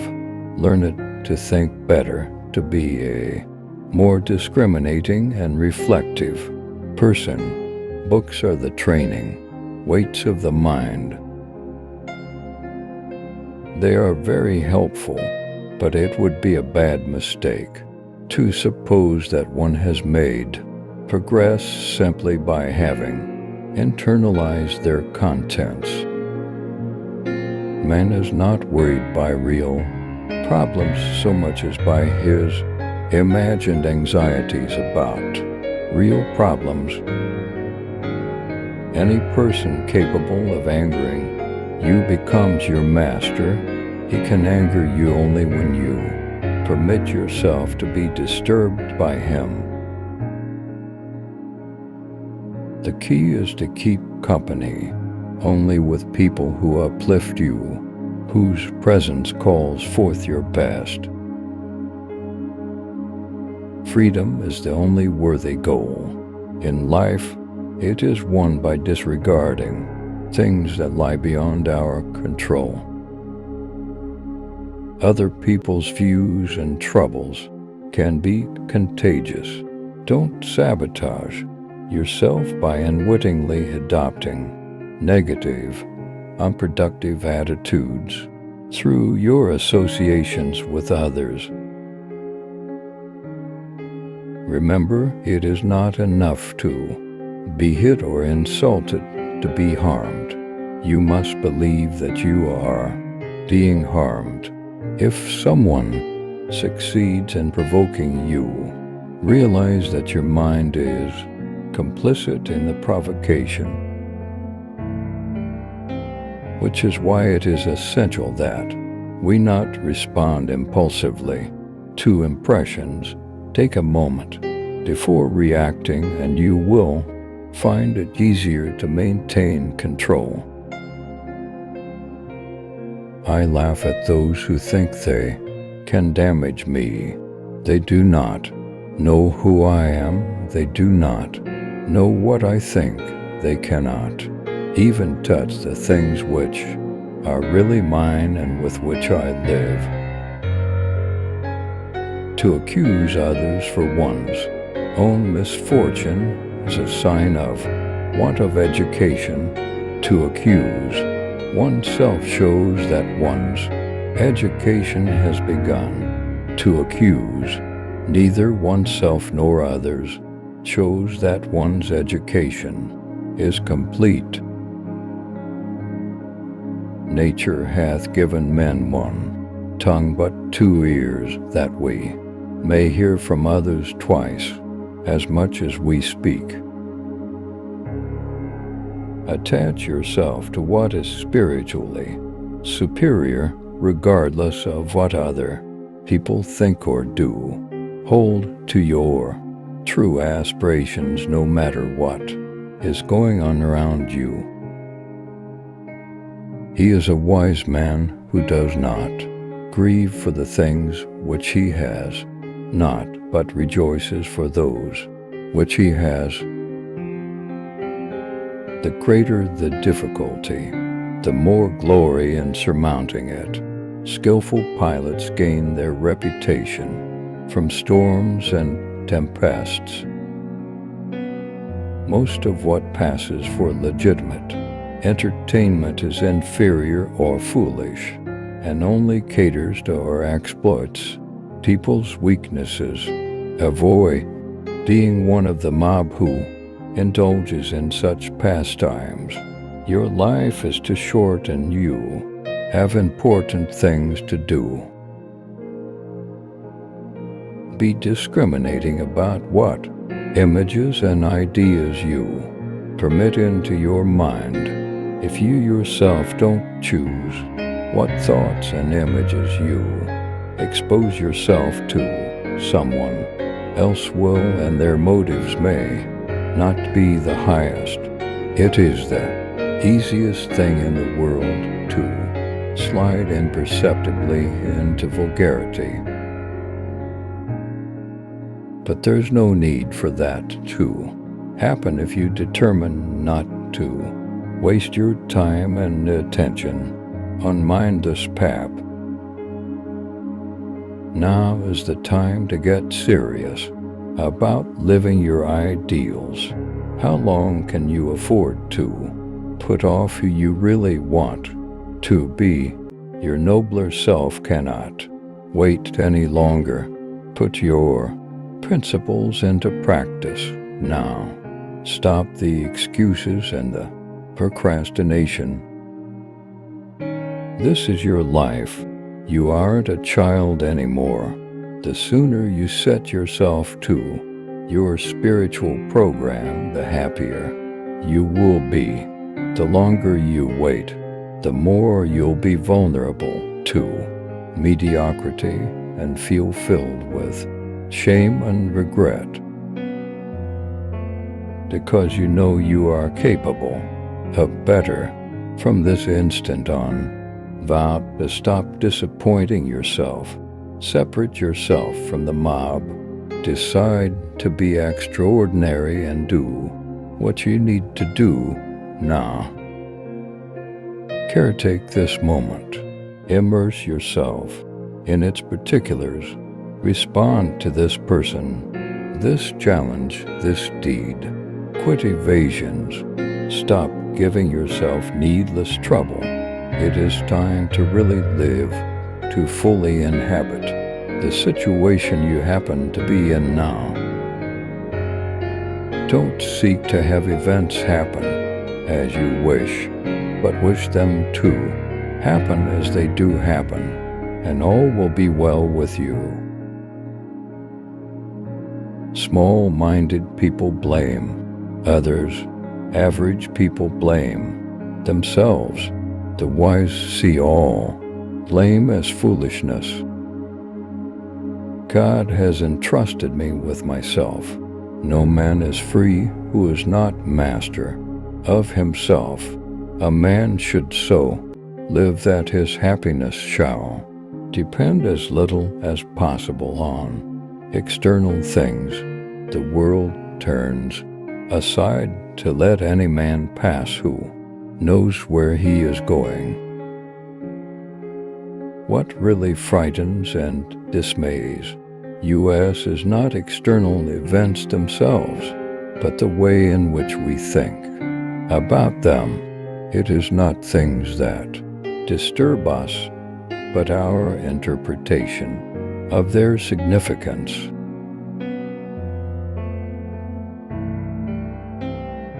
Thank you.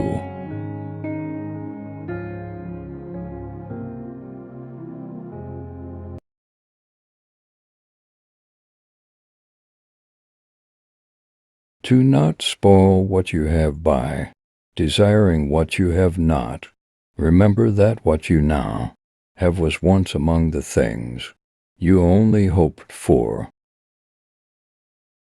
Is God willing to prevent evil, but not able? Then he is not omnipotent. Is he able, but not willing? Then he is malevolent. Is he both able and willing? Then whence cometh evil? Is he neither able nor willing? Then why call him God? Death, therefore, the most awful of evils, is nothing to us, seeing that when we are, death is not come, and when death is come, we are not. Of all the means to ensure happiness throughout the whole life, by far the most important is the acquisition of friends. Death does not concern us, because as long as we exist, death is not here, and when it does come, we no longer exist. The wealth required by nature is limited and is easy to procure, but the wealth required by vain ideals extends to infinity. You don't develop courage by being happy in your relationships every day. You develop it by surviving difficult times and challenging adversity. It is folly for a man to pray to the gods for that which he has the power to obtain by himself. I have never wished to cater to the crowd for what I know they do not approve, and what they approve I do not know. If the gods listened to the prayers of men, all humankind would quickly perish, since they constantly pray for many evils to befall one another. Hec ego non multis scribo, st tibi, satis enim magnum, alter alteri theatrum sumus. I am writing this not to many, but to you. Certainly we are a great enough audience for each other. Don't fear the gods. Don't worry about death. What is good is easy to get, and what is terrible is easy to endure. The noble man is chiefly concerned with wisdom and friendship. Of these the former is a mortal good, the latter an immortal one. Thank you. Ever know what your favorite color is?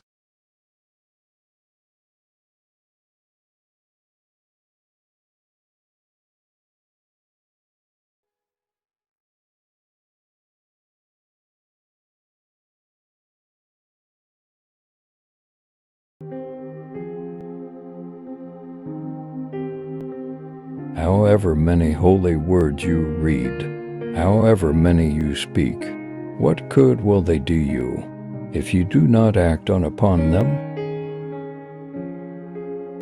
There is nothing more dreadful than the habit of doubt. Doubt separates people.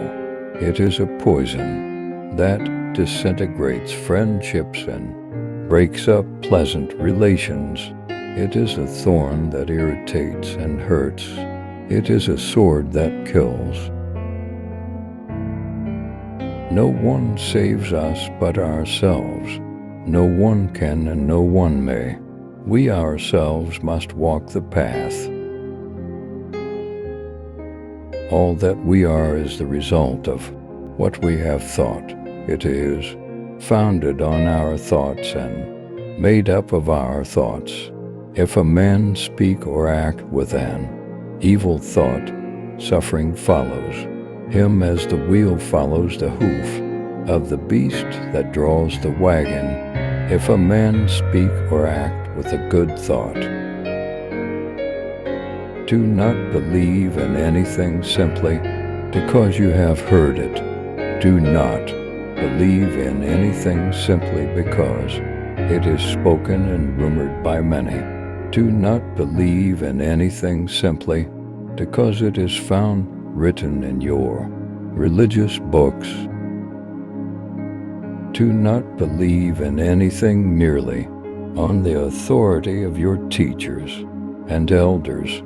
Do not believe in traditions because they have been handed down for many generations, but after observation and analysis.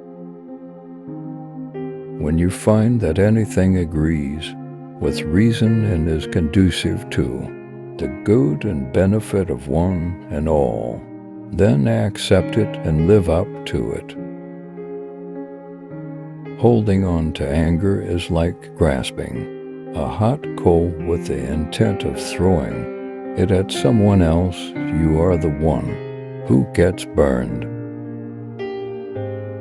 Let us rise up and be thankful, for if we didn't learn a lot, at least we learned a little, and if we didn't learn a little, at least we didn't get sick, and if we got sick, at least we didn't die. So let us all be thankful. Believe nothing, no matter where you read it or who said it, no matter if I have said it, unless it agrees with your own reason and your own common sense. A man is not called wise because he talks and talks again, but if he is peaceful, loving, and fearless, then he is in truth called wise. Conquer the angry one by not getting angry. Conquer the wicked by goodness. Conquer the stingy by generosity, and the liar by speaking the truth. Now, Kalamas don't go by reports, by legends, by traditions, by scripture, by logical conjecture, by inference, by analogies, by agreement through pondering views, by probability, or by the thought this contemplative is our teacher. When you know for yourselves that these qualities are skillful, these qualities are blameless, these qualities are praised by the wise, these qualities, when adopted and carried out, led to welfare and to happiness, then you should enter and remain in them. Greater in battle than the man who would conquer 1,000,000 men is he who would conquer just one, himself. Better to conquer yourself than others when you've trained yourself, living in constant self-control. Neither a Deva nor Gandhava, nor a Mara banded with Brahmas. It is like a lighted torch whose flame can be distributed to ever so many other torches which people may bring along, and therewith they will cook food and dispel darkness, while the original torch itself remains burning, ever the same. It is even so with the bliss of the way.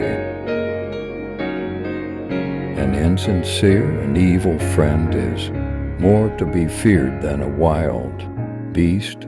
A wild beast may wound your body, but an evil friend will wound your mind.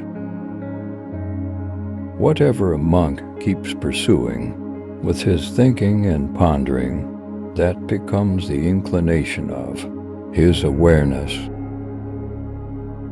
Meditate, live purely, be quiet, do your work with mastery, like the moon come out from behind the clouds, shine. Words do not express thoughts very well. Everything immediately becomes a little different, a little distorted, a little foolish, and yet it also pleases me and seems right that what is of value and wisdom of one man seems nonsense to another. There is no fire like passion, there is no shark like hatred, there is no snare like folly, there is no torrent like greed. The past is already gone. The future is not yet here. There's only one moment for you to live, and that is the present moment. As rain falls equally on the just and the unjust, do not burden your heart with judgments, but rain your kindness equally on all. A generous heart, kind speech, and a life of service and compassion are the things which renew humanity. Long is the night to him who is awake, long is a mile to him who is tired, long is life to the foolish who do not know the true law. In the sky there is no distinction of east and west. People create distinctions out of their own minds and then believe them to be true. Praise and blame, gain and loss, pleasure and sorrow come and go, like the wind. To be happy, rest like a giant tree in the midst of them all.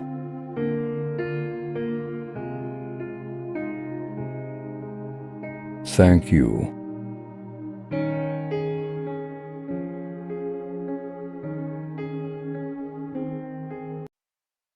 He who loves many knows woman. He who loves one knows love.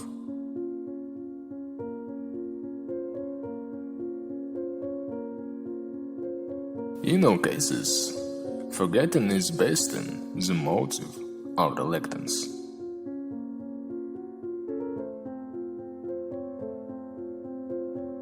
In love blindness, a person turns into a criminal without remorse.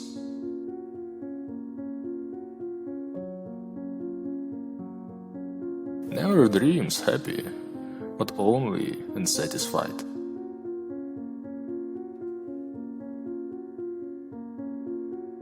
A person never refuses anything. He just replacing one pleasure with another.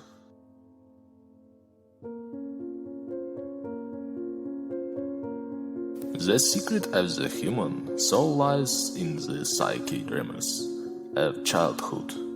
Get to the bottom of these dreamers, and healing will come.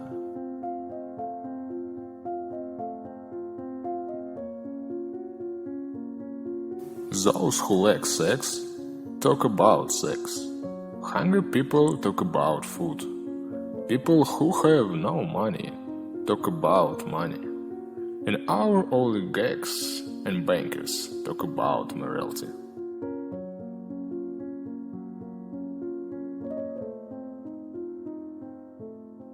We don't choose each other by chance. We only meet those who already exist in our subconscious.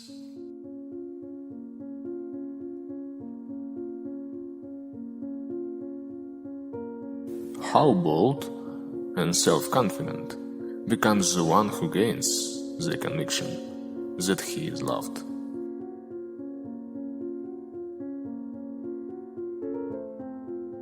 The more strange a dream seems to us, the deeper meaning it carries.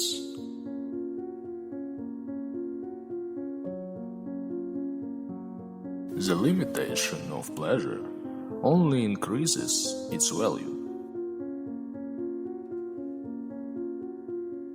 At the heart of all our action are two motives: the desire to become great and sexual attraction.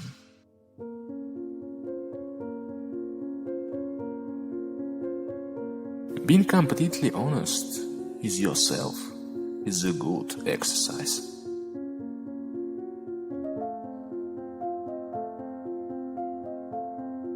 Recognizing the problem is half the success in solving it.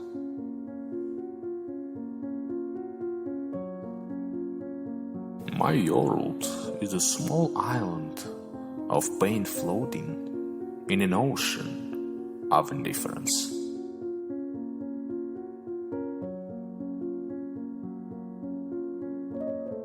Only the realization of childhood dreams can bring happiness.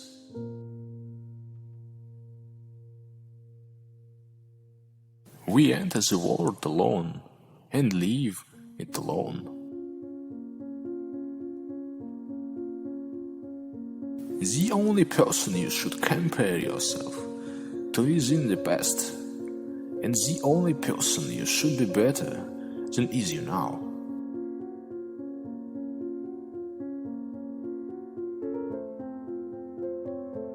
Why don't you fall in love with someone new every month? Because when parting, you don't have to lose a particle of our own heart.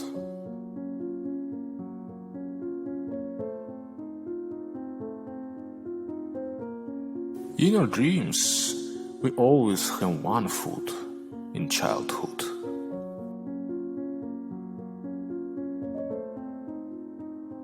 A woman should soften, not to weaken a man.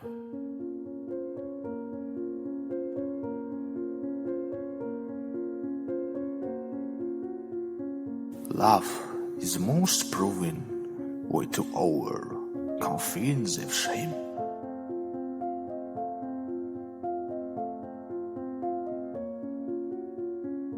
For each of us, the world disappears with human death.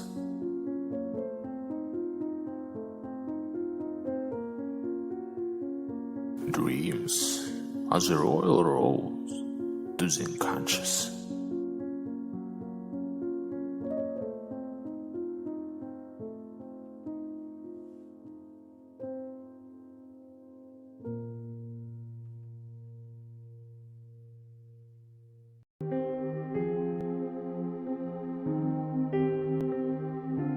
If you only read the books that everyone else is reading, you can only think what everyone else is thinking. Memories warm you up from the inside, but they also tear you apart. I think you still love me, but we can't escape the fact that I'm not enough for you. I knew this was going to happen, so I'm not blaming you for falling in love with another woman. I'm not angry either. I should be, but I'm not. I just feel pain, a lot of pain. And once the storm is over, you won't remember how you made it through, how you managed to survive. You won't even be sure whether the storm is really over. But one thing is certain, when you come out of the storm, you won't be the same person who walked in. Why do people have to be this lonely? What's the point of it all? Millions of people in this world, all of them, yearning, looking to others to satisfy them, yet isolating themselves. Why was the earth put here just to nourish human loneliness? Nobody likes being alone that much. I don't go out of my way to make friends. That's all. It just leads to disappointment. Sometimes fate is like a small sandstorm that keeps changing directions. You change direction, but the sandstorm chases you. You turn again, but the storm adjusts.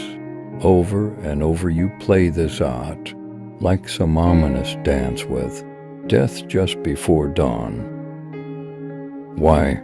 Because this storm isn't something that blew in from far away, something that has nothing to do with you. This storm is you, something inside of you. So all you can do is give into it, step right inside the storm, closing your eyes and plugging up your ears so the sand doesn't get in, and walk through it step by step. There's no sun there, no moon, no direction, no sense of time. Just fine white sand swirling up into the sky like pulverized bones. And you really will have to make it through that violent, metaphysical, symbolic storm. No matter how metaphysical or symbolic it might be, make no mistake about it. It will cut through, flash like 1,000 razor blades. People will bleed there, and you will bleed too. Hot red blood. You'll catch that blood in your hands, your own blood and the blood of others. And once the storm is over, you won't remember how you made it through, how you managed to survive. You won't even be sure, in fact, whether the storm is really over. But one thing is certain. When you come out of the storm, you won't be the same person who walked in. That's what this storm's all about. No matter how much suffering you went through, you never wanted to let go of those memories. Sometimes when I look at you, I feel I'm gazing at a distant star. It's dazzling, but the light is from tens of thousands of years ago. Maybe the star doesn't even exist anymore.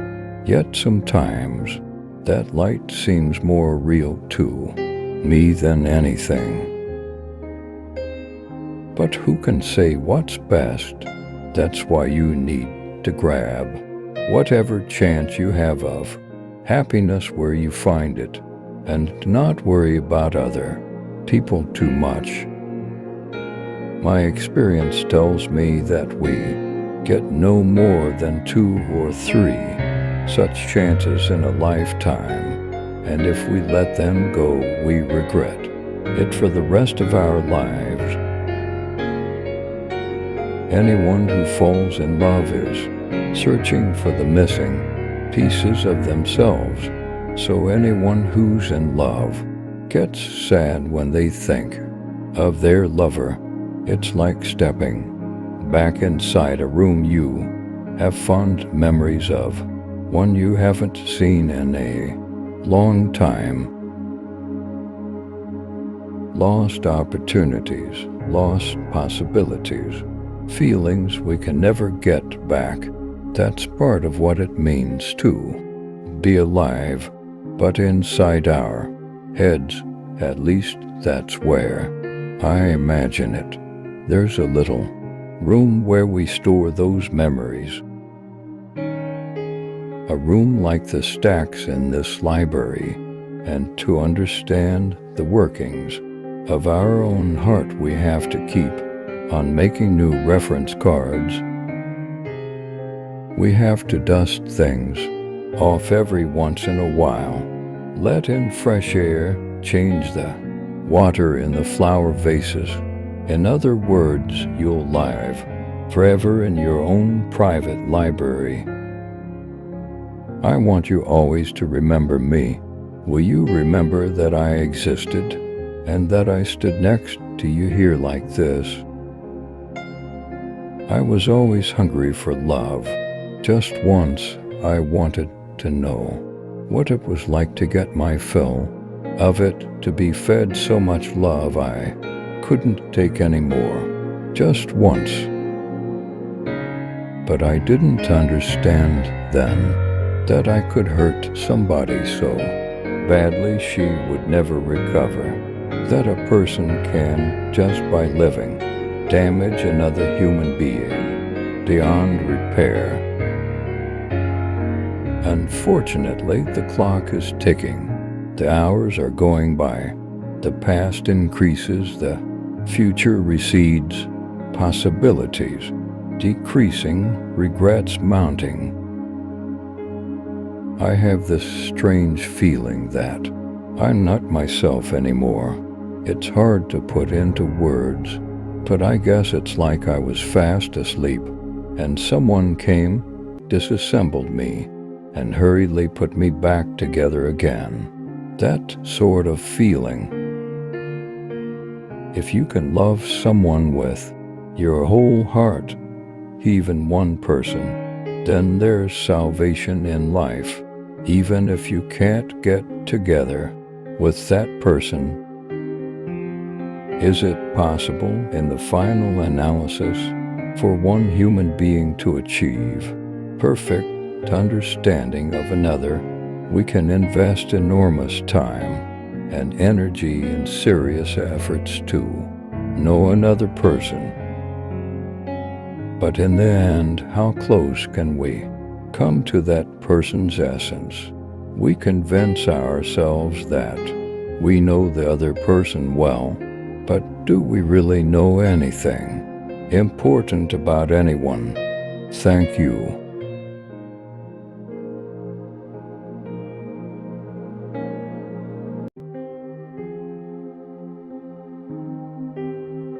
That man is best educated who knows the greatest number of things that are so, and who can do the greatest number of things to help and heal the world. Education is preeminently a matter of quality, not amount.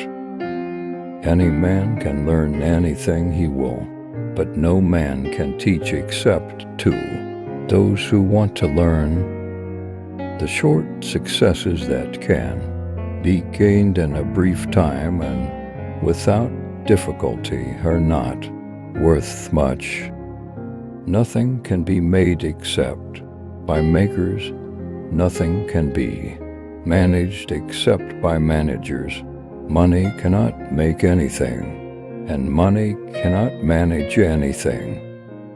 We are entering an era when we shall create resources which shall be so constantly renewed that the only loss will be not to use them. There will be such a plenteous supply of heat, light, and power that it will be a sin not to use all we want. This era is coming now. Two classes of people lose money: those who are too weak to guard what they have, those who win money by trick.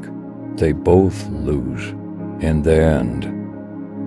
When people are stung in false investment schemes, there are three causes: greed of something, for nothing, sheer inability to know, their mind, or infantile trustfulness. What right have you, save service to the world, to think that other men's labor should contribute to your gains? The remains of the old must be decently laid away, the path of the new prepared. That is the difference between revolution and progress. Most people think that faith means believing something. Oftener it means trying something, giving it a chance to prove itself. It is regrettable that people think about our monetary system and of our economic structure only in times of depression. The only prosperity the people can afford to be satisfied with is the kind that lasts. The gifted man bears his gifts into the world, not for his own benefit, but for the people among whom he is placed. For the gifts are not his, he himself is a gift to the community. People are never so likely to be wrong as when they are organized, and they never have so little freedom. Perhaps that is why the people at large keep their freedom. People can be manipulated only when they are organized. The most closely organized groups and movements in the world are those which have been the least friendly to the people's progress and liberty. With all the wealth of the world at hand, there are human beings who hunger, whole nations who suffer cold. The judgment for this condition, for misusing nature's gifts, is the judgment upon man's failure, man's unsteadiness. Leadership is the thing. Profits made out of the distress of the people are always much smaller than profits made out of the most lavish service of the people at the lowest prices that competent management can make possible. Our modern industrialism, change to motives of public service, will provide means to remove every injustice that gives soul for prejudice. Many people are busy trying to find better ways of doing things that should not have to be done at all. There is no progress in merely finding a better way to do a useless thing. If a young man wants to fit himself for the politics of tomorrow, let him fit himself into essential industry for the purpose of learning how best to conduct it for the whole public good. Be ready to revise any system, scrap any method, abandon any theory, if the success of the job requires it. Competition whose motive is merely to compete to drive some other fellow out never carries very far. The competitor to be feared is one who never bothers about you at all but goes on making his own business better all the time. Thinking calls for facts. Facts are found by digging, but he who has gathered this wealth is well equipped for life. Experience is the harvest of life, and every harvest is the result of a sowing. The experience which young people must crave is that of success in some service for which they are naturally fitted. There is safety in small beginnings, and there is unlimited capital in the experience gained by growing. Of all the follies the elder generation falls victim to, this is the most foolish, namely, the constant criticism of the younger element who will not be and cannot be like ourselves, because we and they are different, tribes produced of different elements in the great spirit of time. The philosophy of life indicates that our principal business on this planet is the gaining of experience. Work mixed with management becomes not only easier but more profitable. The time is past when anyone can boast about hard work without having a corresponding result to show for it. Christmas stands for the human factor which makes life tolerable. Amidst the hurry of commerce and production, all of us need the annealing effect of Christ's example to relieve the hardening we get in the daily struggle for material success. The world is held together by the mass of honest folk who do their daily tasks, tend their own spot in the world, and have faith that at last the right will come fully into its own.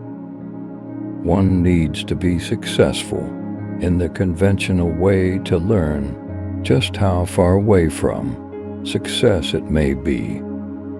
Thank you.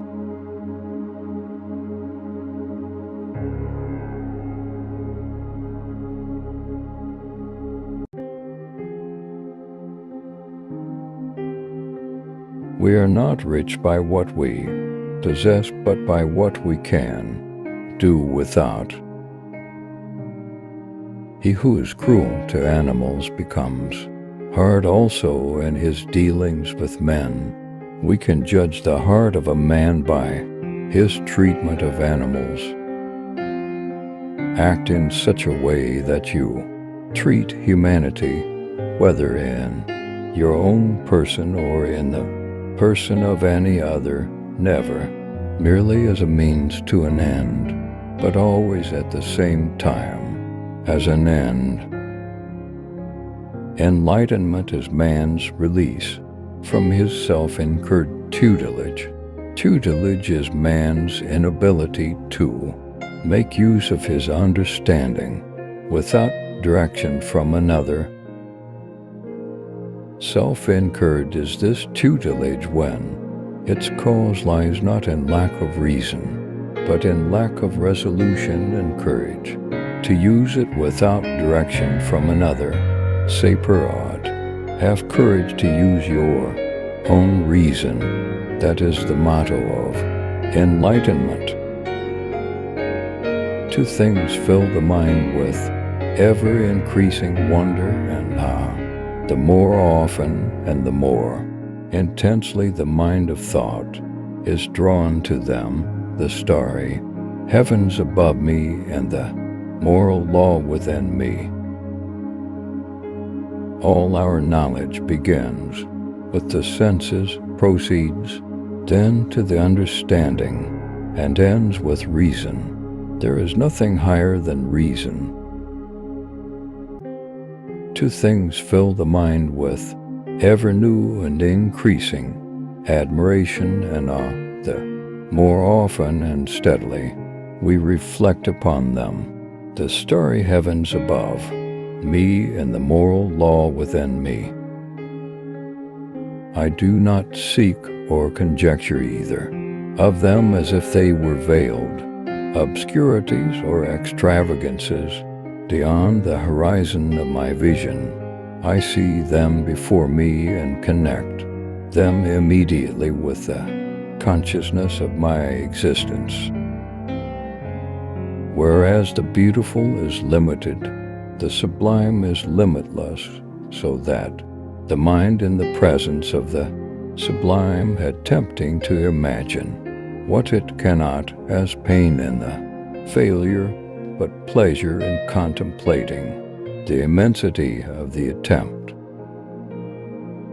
For peace to reign on earth, humans must evolve into new beings who have learned to see the whole first.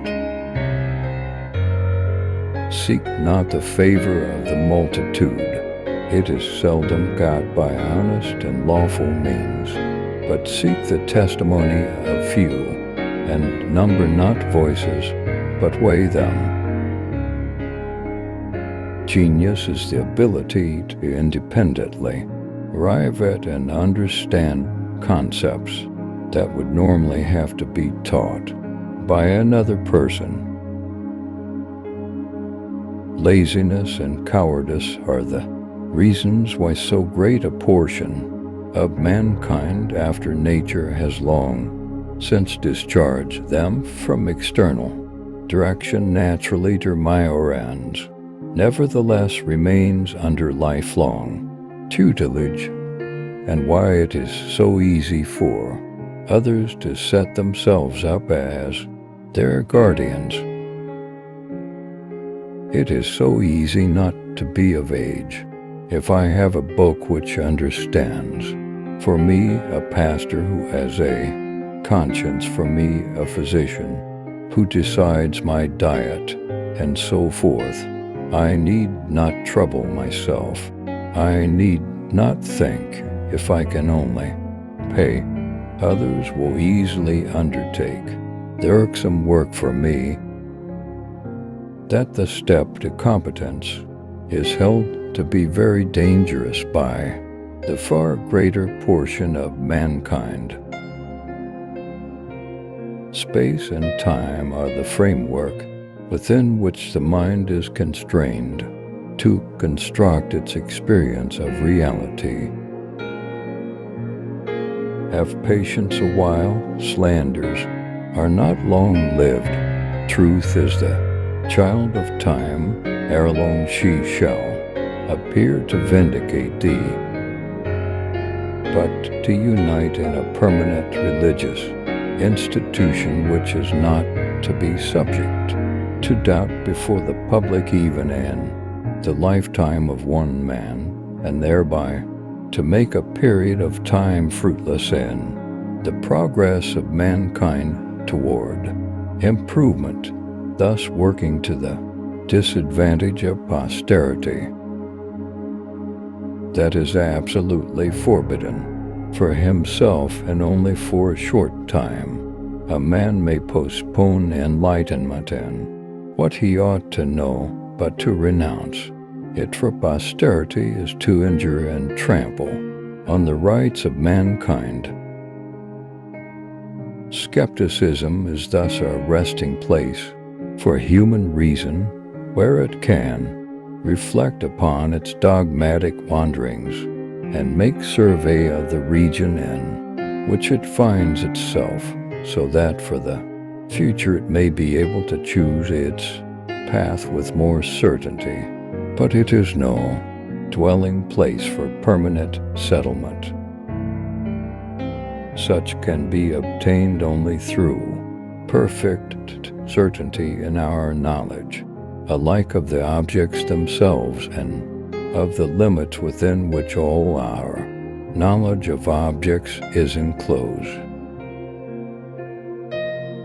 Have the courage to use your own reason. That is the motto of enlightenment. Foundations of the Metaphysics of Morals, 1785. How then is perfection to be sought? Wherein lies our hope? In education, and in nothing else. Act only according to that maxim, whereby you can at the same time will that it should become a universal law. The light dove in free flight cutting through the air, the resistance of which it feels could get the idea that it could do even better in airless space. Likewise, Plato abandoned the world of the senses because it posed so many hindrances for the understanding. There is something splendid about innocence, but what is bad about it, in turn, is that it cannot protect itself very well and is easily seduced. An age cannot bind itself and ordain to put the succeeding one into such a condition that it cannot extend its, at best very occasional knowledge, purify itself of errors, and progress in general enlightenment. That would be a crime against human nature, the proper destination of which lies precisely in this progress, and the descendants would be fully justified in rejecting those decrees as having been made in an unwarranted and malicious manner.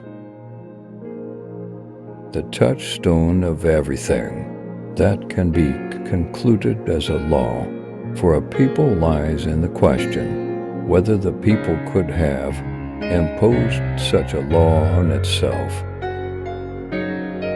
Thank you.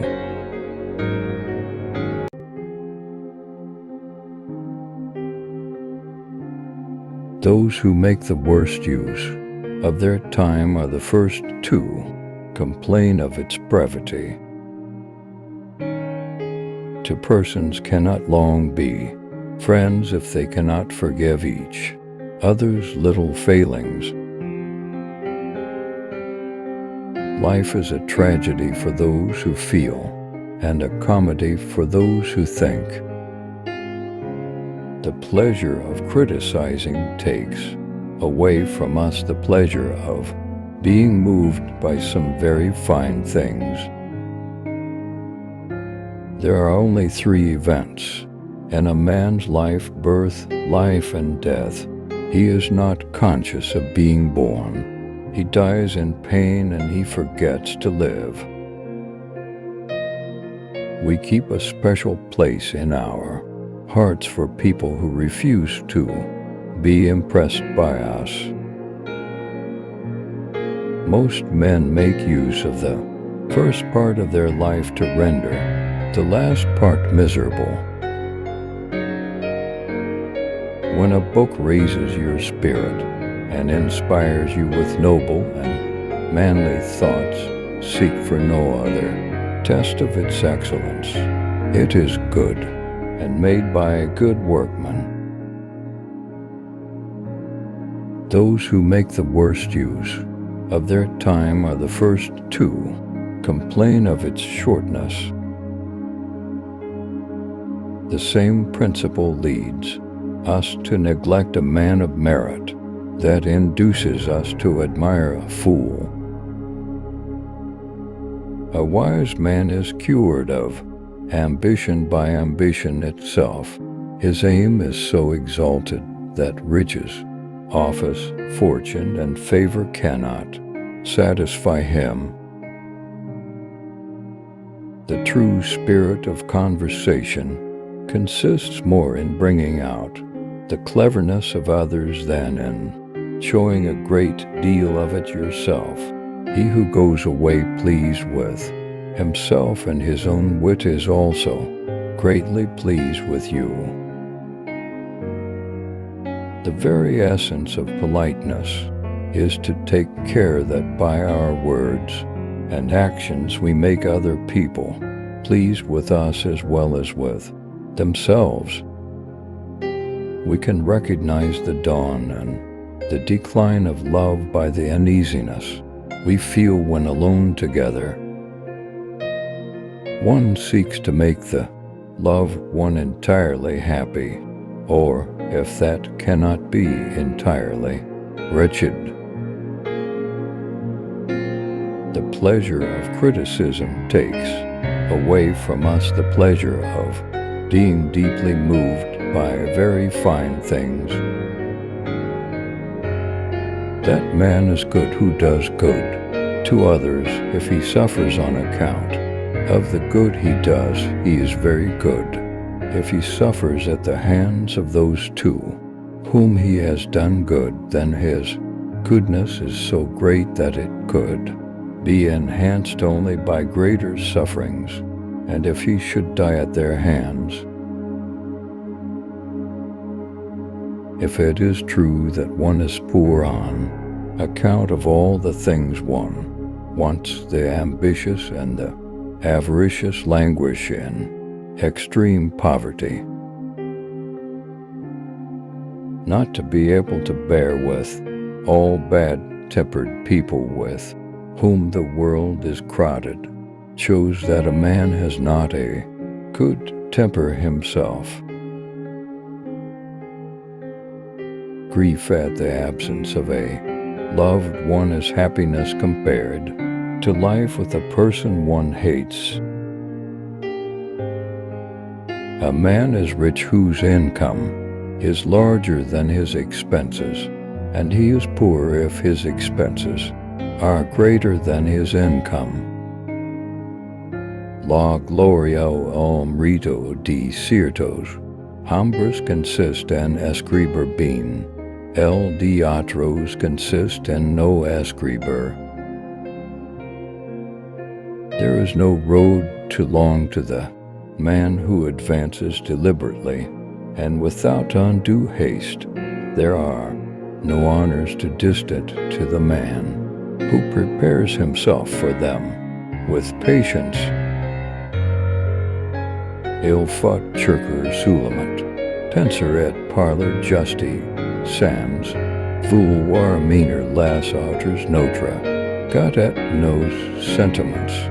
C'est une trop grande entreprise. Everything has been said, and we are more than 7,000 years of human thought too late. Il n'y manque cependant l'oisivit du sage qu'un miller, nam et cum diter parler lyra, et très tranquille sepult travailer. No vice exists which does not pretend to be more or less like some virtue, and which does not take advantage of this assumed resemblance. That we seldom repent of talking too little, and very often of talking too much, is a maxim that everybody knows and nobody practices. Ani frauder ani incivilit qui vint de cho qui sunt audaces, de nous les fate hard mace, un salut ou un saurire nous les, or concili. A person's worth in this world is estimated according to the value they put on themselves. The great charm of conversation consists less in the display of one's own wit and intelligence than in the power to draw forth the resources of others. He who leaves you after a long conversation pleased with himself and the part he has taken in the discourse will be your warmest admirer. Men do not care to admire you. They wish you to be pleased with them. They do not seek for instruction or even amusement from your discourse. But they do wish you to be made acquainted with their talents and powers of conversation, and the true man of genius will delicately make all who come in contact with him feel the exquisite satisfaction of knowing that they have appeared to advantage. As favor and riches forsake a man, we discover in him the foolishness they concealed and which no one perceived before. Slow on exceso es recomendable, en el mundo el exceso de gratitud. Thank you.